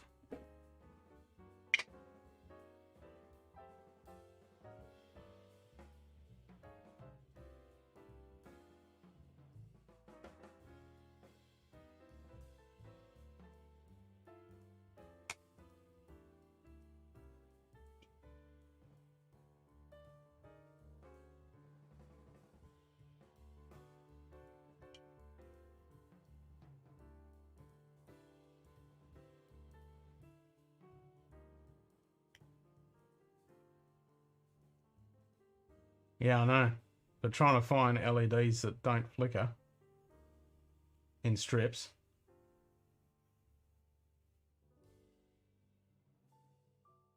That don't cost an arm and a leg, especially when you need like 20 meters of the shit.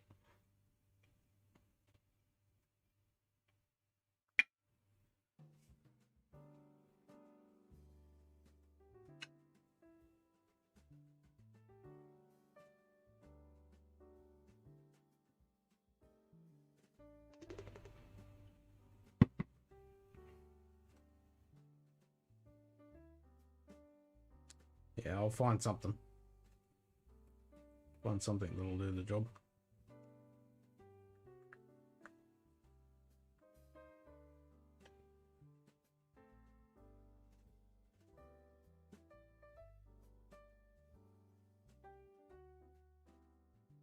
I mean, the other way is to diffuse it.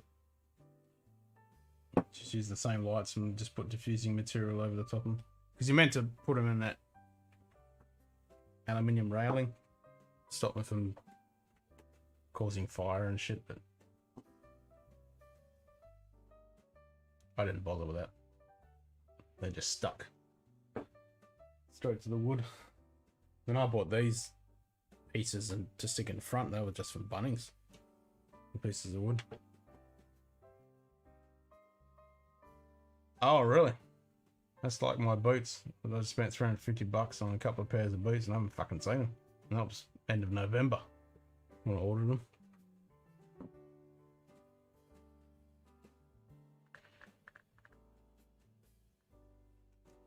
Now that 120 meters, does that come with one transformer?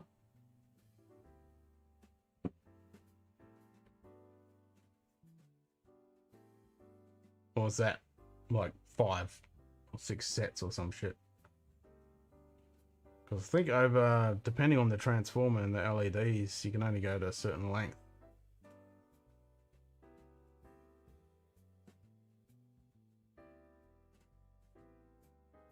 Because I think the shitty transformers I've got, they're only 5 meters is max length.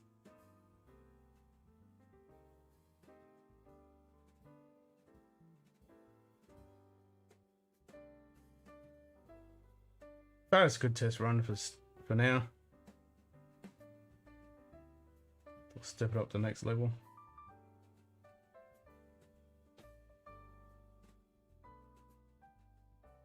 Oh, okay.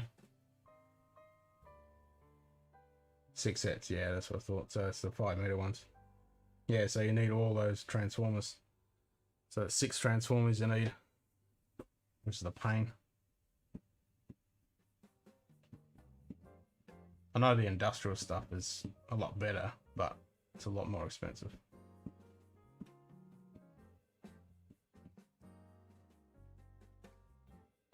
But I need to look into that when I go to the next level, build it all out. because I want to have those Bilby shit. I mean, if you go the one color, it's a lot cheaper. But I like to be able to change the lighting. It's fun. It's something different. Changes up the look. It's the easiest way to change up the look of the shots. Especially when I'm doing a Japanese, change it to red, doing an orange, change it to green, you know, that kind of thing. It's fun. A lot of people comment on it and they like it. And I reckon it looks bloody good.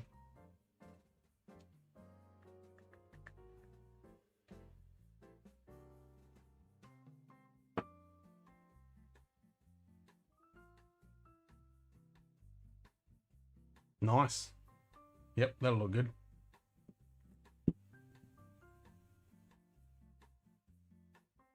Have fun doing the soldering. Don't use those connector clips. They suck. I bought packets of them. They fucking cause me nothing but trouble. Solder it, man. Seriously, solder it.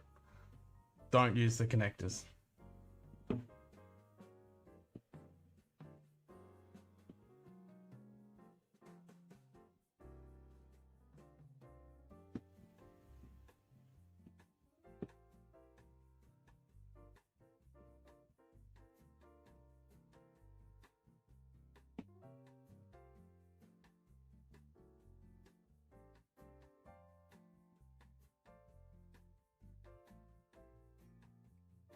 Yeah, the next setup I do will be hardwire soldered with proper. Yep, only way to do it.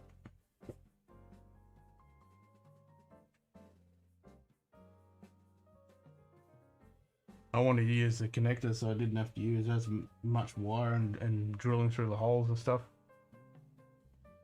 And cutting it to length and everything.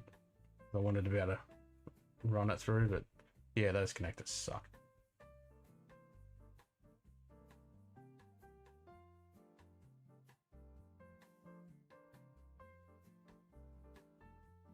And a lot of people say don't rely on the adhesive, but I find it's been good. Even in 40-degree days, it's been fine. Saying that, it all falls down right now.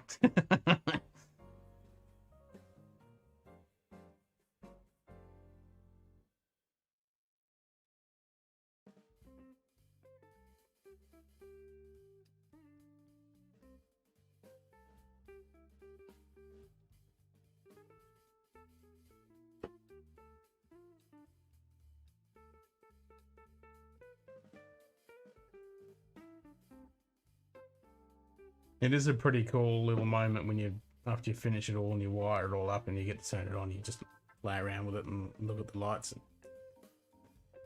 It does make it all worthwhile.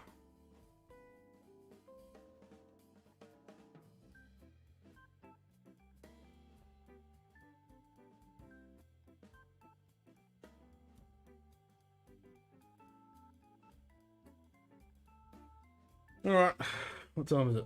10:02, so I'll have one more little nip of something. And then hit the sack.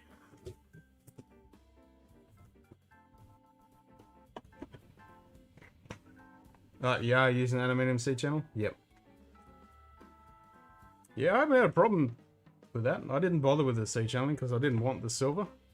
I mean, I could have done it because I've stuck the wood batting in front anyway. But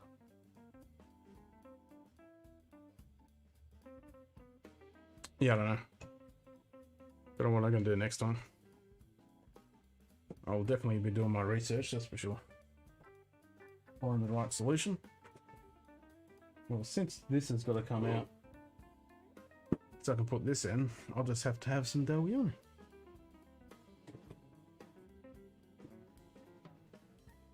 Dallione!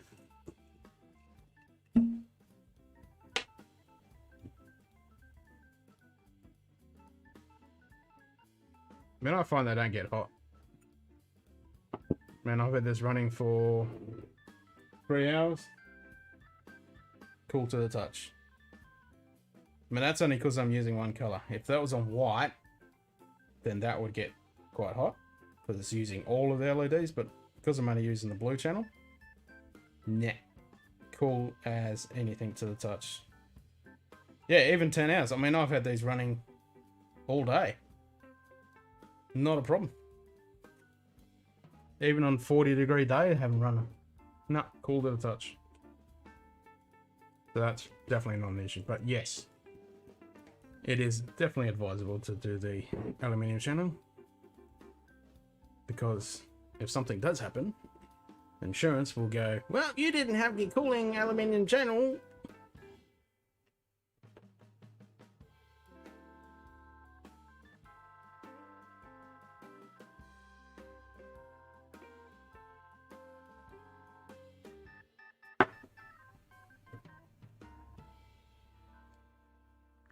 And it does insulate it from anything else.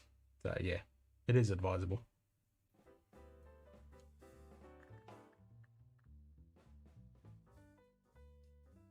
So I went, bullshit. Because I'm only using the one channel. And these are not the insulated ones, I don't think. They're just the straight ones. Because they heat up a bit more. The waterproof ones.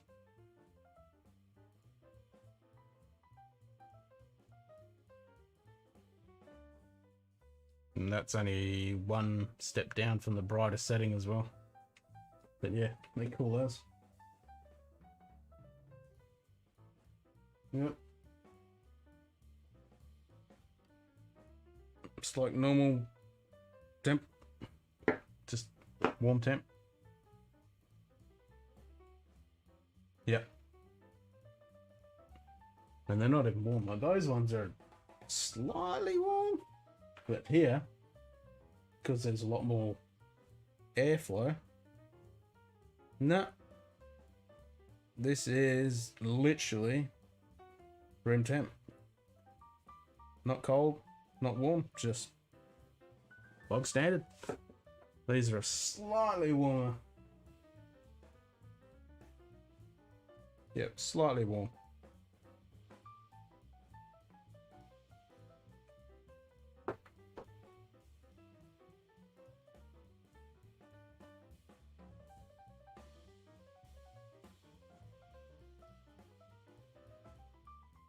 Yum. The infamous intro bottle shot. Took me like 10 goes to get that cork pop. Sitting there with the mic, pop, pop, pop. Probably pull it off one shot now. Nah, see, that was a bit good cork sound, but no pop.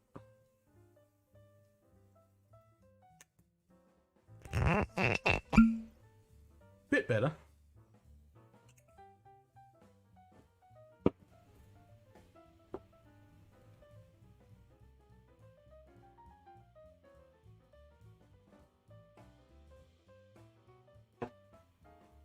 How's that sound? Bit better. Too squeaky.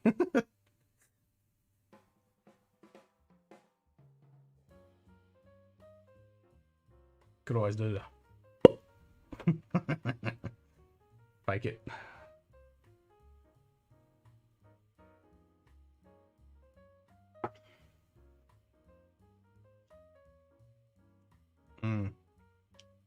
Good dram. Good one to finish on.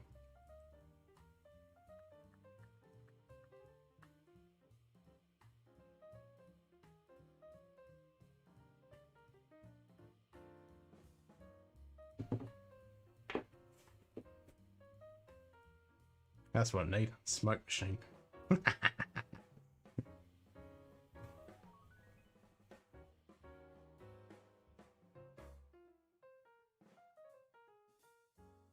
Oh, you can do all the different lighting effects with this sucker too, you know, all the rainbow and all that jazz.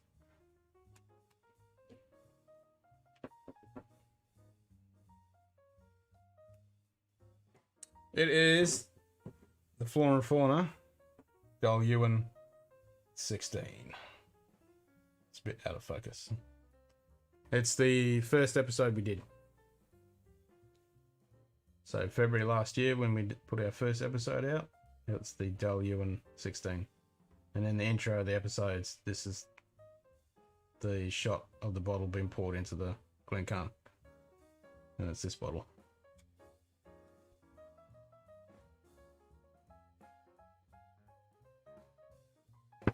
And I gotta back up with this.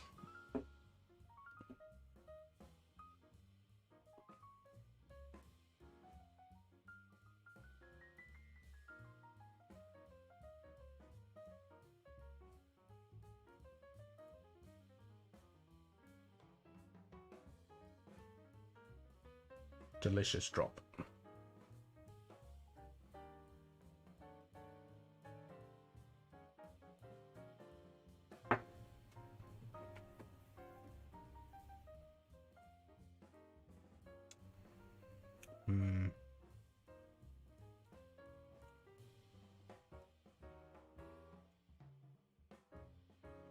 No worries. Yeah, I don't have autofocus on this camera. Well, this lens and camera combo doesn't like, but I wouldn't have autofocus on anyway. It's a pain in the ass. I mean, if I do that, it's gonna chase and start doing all that bullshit. Really annoys me when I watch people's videos and they have autofocus on and they're doing that chasing thing. Ugh, that drives me out the wall. It's like, just lock your freaking focus. You don't need it. I mean, I could do this, I suppose.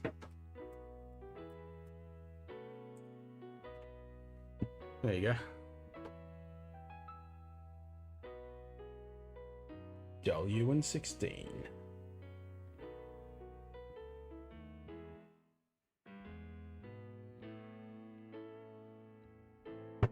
Forgot I can even do that. I have the power. And I got a DSLR sitting right there and I could have turned that on too.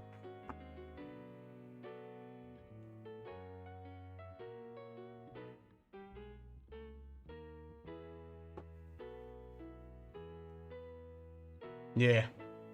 Bloody seeking autofocus. Really annoying.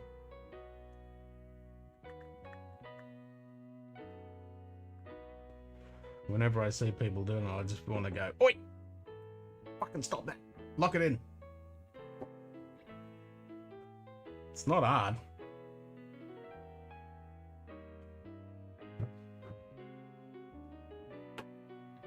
The only time you need autofocus if you're trying to show people something close, like if I want to show you that nice and close, you know, autofocus is good for that. But yeah, if you're just sitting talking head, there's no reason for it. It's just lazy.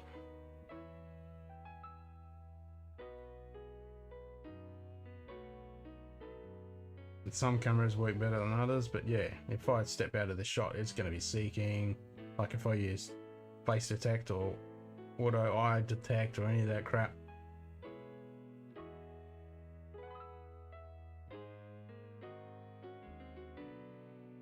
Nah, give me manual focus any day. Same when I do my video and commercial gigs, I use manual. That's how the pros do it. Even though they have someone pulling focus for them. It's a lot easier when you've got someone else than trying to do it your bloody self and everything else. Audio, grip, focus, lights.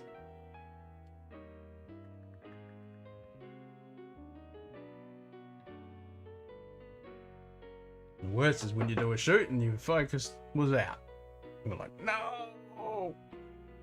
I've done that a few times. You might have noticed in some of the episodes the focus has been a bit out and I've had to step up the contrast and sharpness a bit and make it a bit, yeah.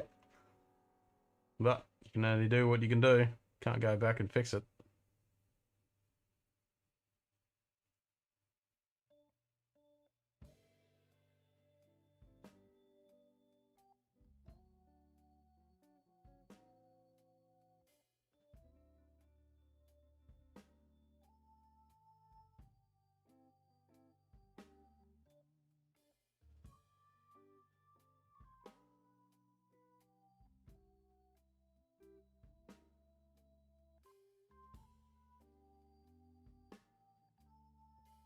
Yeah, you're more in touch with it.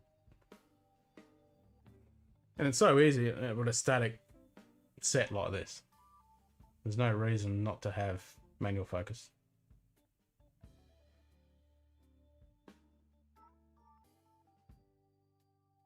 And once you dial in, if nothing changes, you don't have to worry about it. You don't have to change it. You don't have to do anything.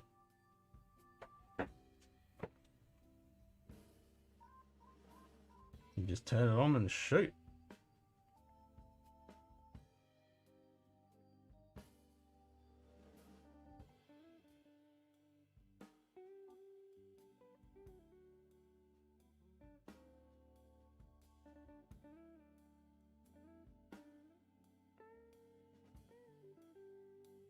Yeah, I wouldn't mind getting a couple more Blackmagic cameras.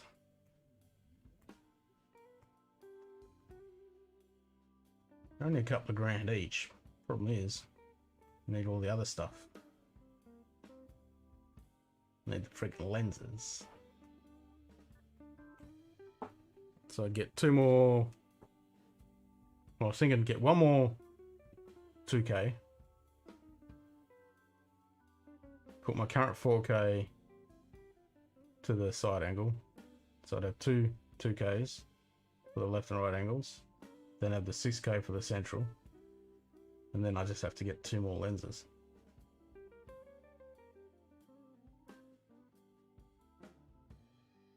The lenses that are expensive. I'm using the Sigma 16-35 with the booster.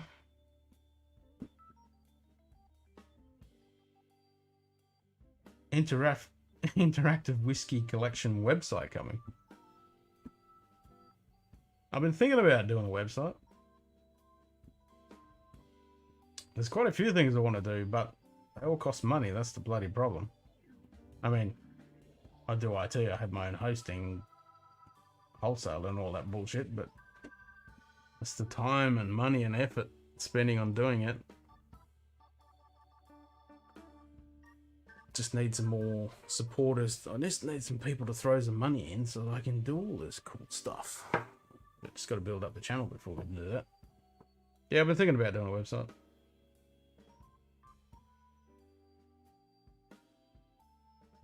It'd be cool to have one that, you know, people can, like say, interactive. They can vote on things and put their own collections on there and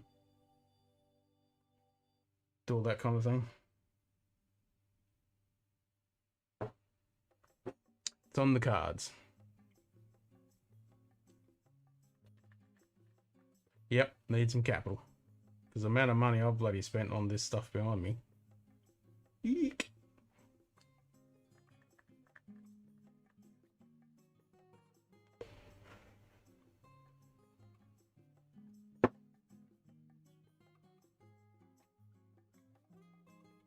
Yeah, some capital to buy some more camera gear would be good. And more whiskey. I just want to get to the point where the channel pays for itself. So, you know, I'm not out of pocket all the time trying to buy whiskey and stuff. And gear.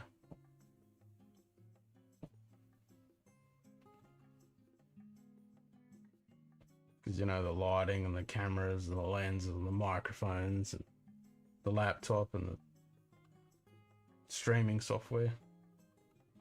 Like if you use stuff like StreamYard and stuff like that.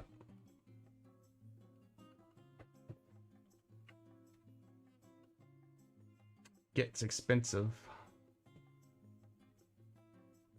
Yeah, the interns might do the slave labor for free. You still need the hardware.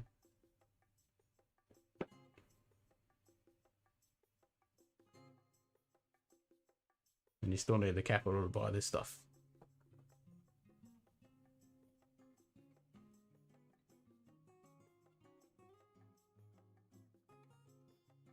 But slowly but surely.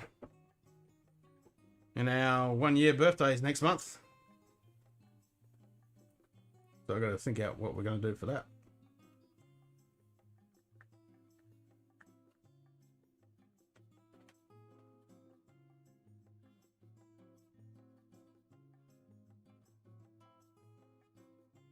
And it's a bit hard being in WA because, you know, when I'm streaming now, like I said earlier, everyone in the eastern states is asleep and everyone in the States You know, it's their daytime, and vice versa. When they're streaming, it's friggin' daytime here. Like a lot of the guys I watch on Fridays, it's their Thursday night. So I can't drink because I'm working. Which is really annoying because they always talk about really nice whiskies, and you're like, damn, I could do with a dram right now.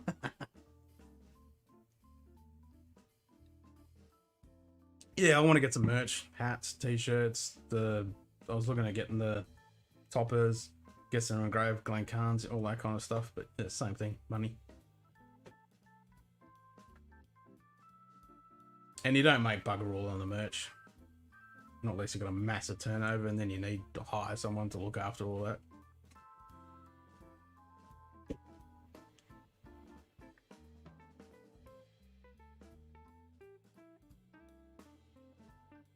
But yeah, need a decent following before we start doing merch stuff, because it's just going to be a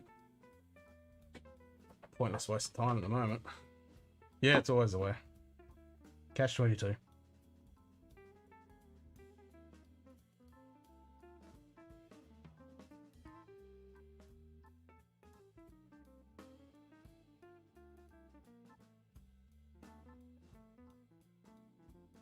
Slowly but surely. Still, I never thought I'd have 200 people following us, so it's pretty damn cool.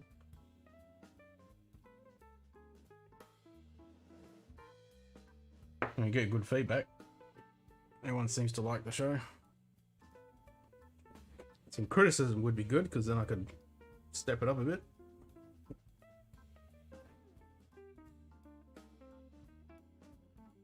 And I think it's definitely better from the first few episodes we did.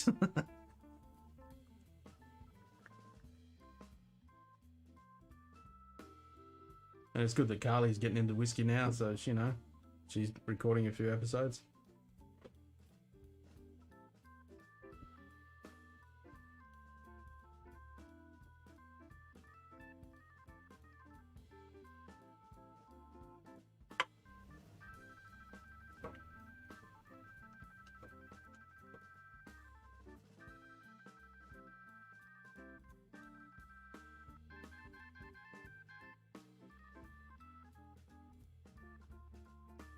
I want to do some collabs as well, but it's a bit hard with the time zones.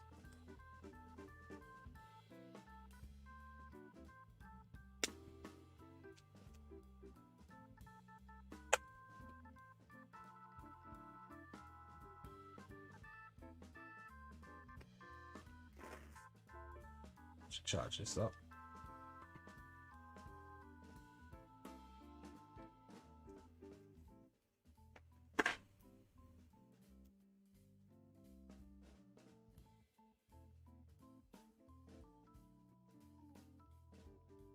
Oh, that looks sexy. That looks awesome. Can do it this way too. No, I think I like it behind it.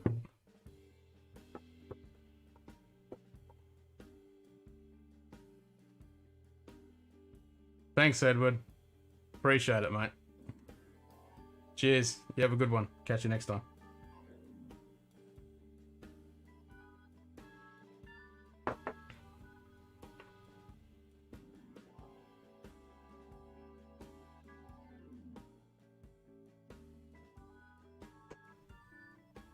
Maybe we should change the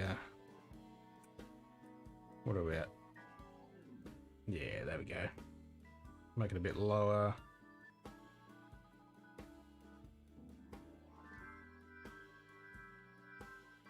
Bit warmer.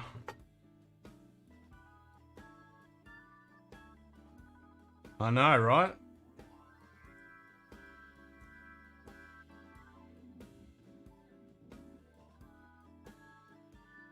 That does look sexy.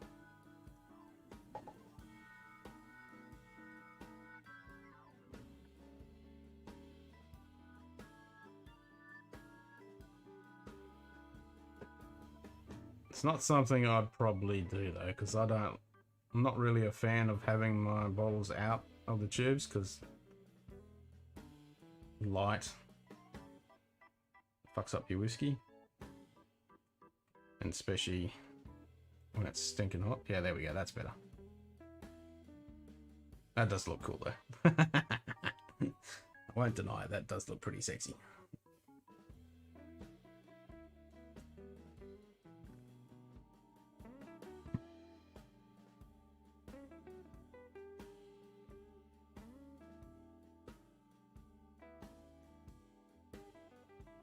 It would look pretty cool, wouldn't it? Even if these were just...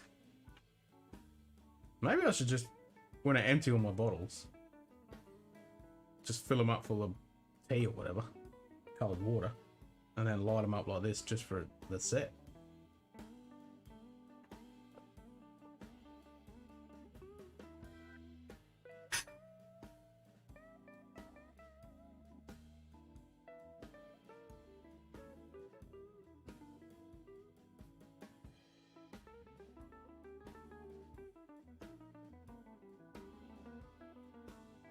Bottle cam.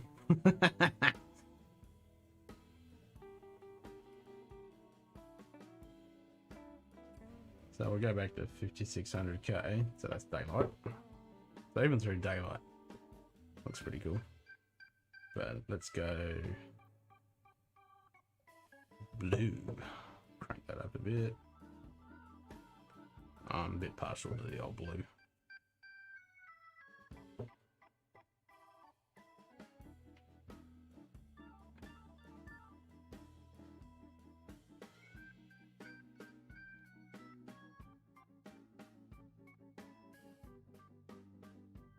And then the first few episodes, this is all I had, was these lights looking at the side, so you got that nice blue.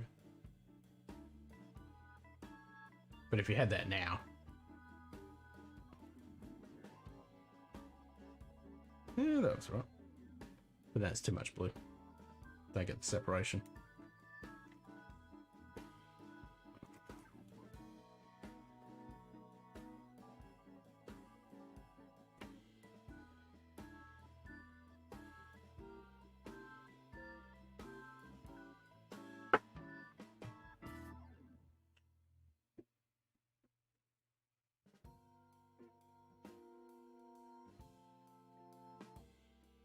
Probably should, eh?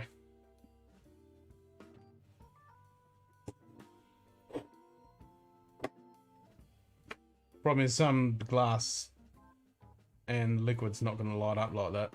So if you get like a sherry bomb in a dark glass, because some of the bottles are black, it's not going to work.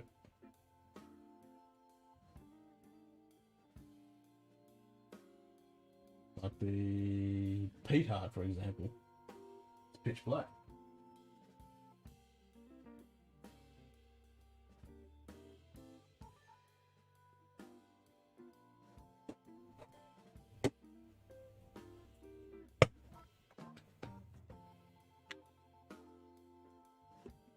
But, you know, bottles like this will work. They'll work really well.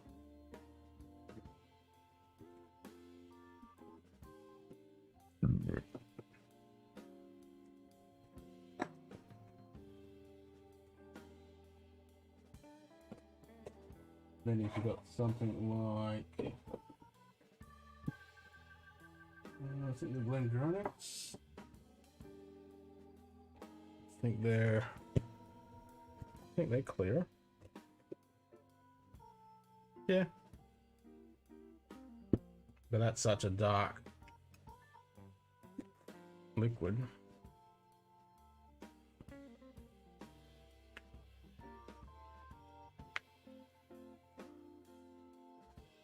This is the right size to go behind a bottle too.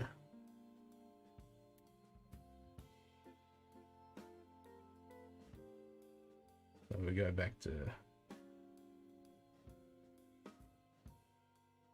nice warm hue, 2500K. So this one you'd have to crank right up.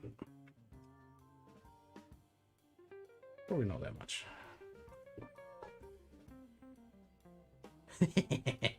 That does look pretty cool. Yeah, there we go, like that. That does look pretty sexy though, doesn't it? Work out how to...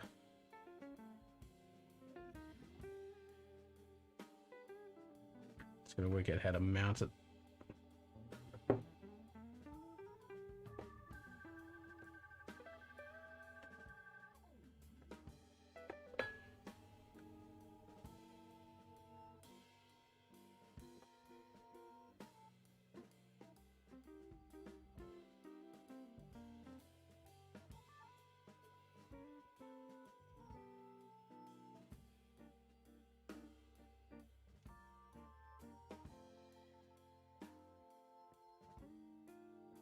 That with the camera just on the bottle?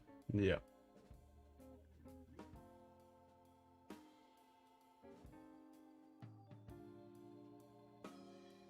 Yeah, I'd have to make a rig. I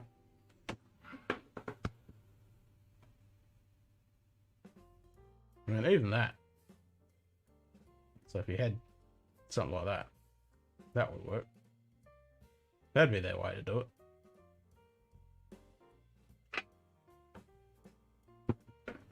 You can go a bit brighter.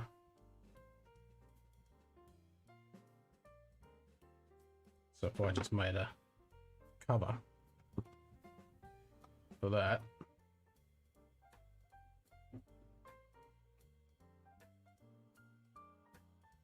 Yep, like that. I mean, that's a big difference. Well, I could do that. Just get some bit of wood, drill a big hole.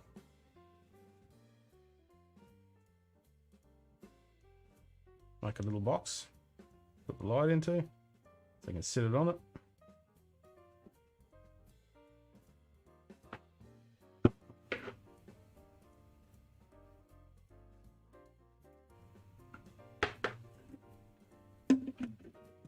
Don't think it's going to work on certain bottles though.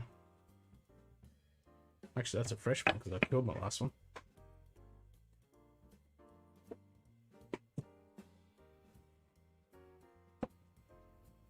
I know, like we did the Glenmo, for example. This is so dark.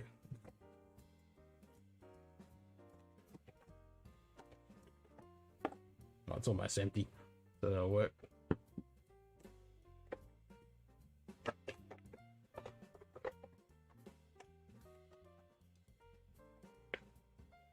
Like an Ardbeg.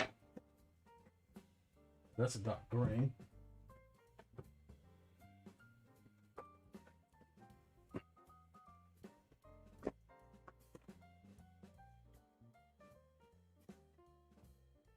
Actually, I just realised something. This Glenmorangie has these tabs, and the Ardbeg has these tabs, but they're both owned by the same company. That's why they both got them.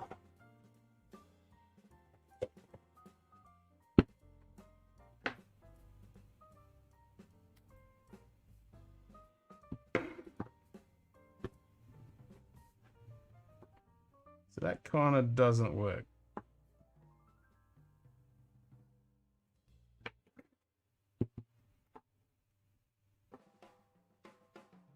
And it goes through like that.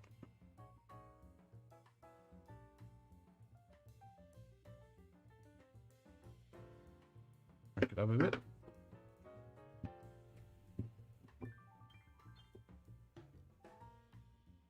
Yeah, it doesn't really go through, does it? Oh! Oh, oh, oh, oh, oh.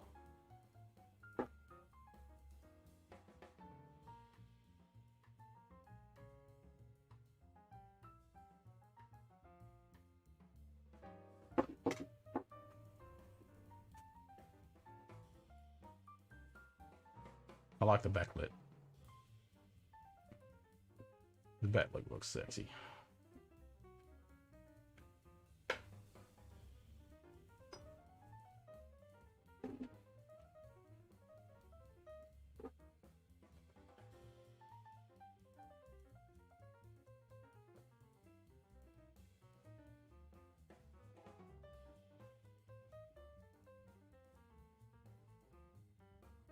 Yes, might need a bit of thinking on that. does look pretty cool though.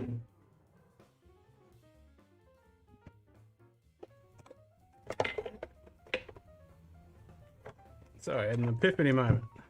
Ben Morangi and Ardbeg are owned by the same company. That's why they got those anti-fully tabby thingies in the box.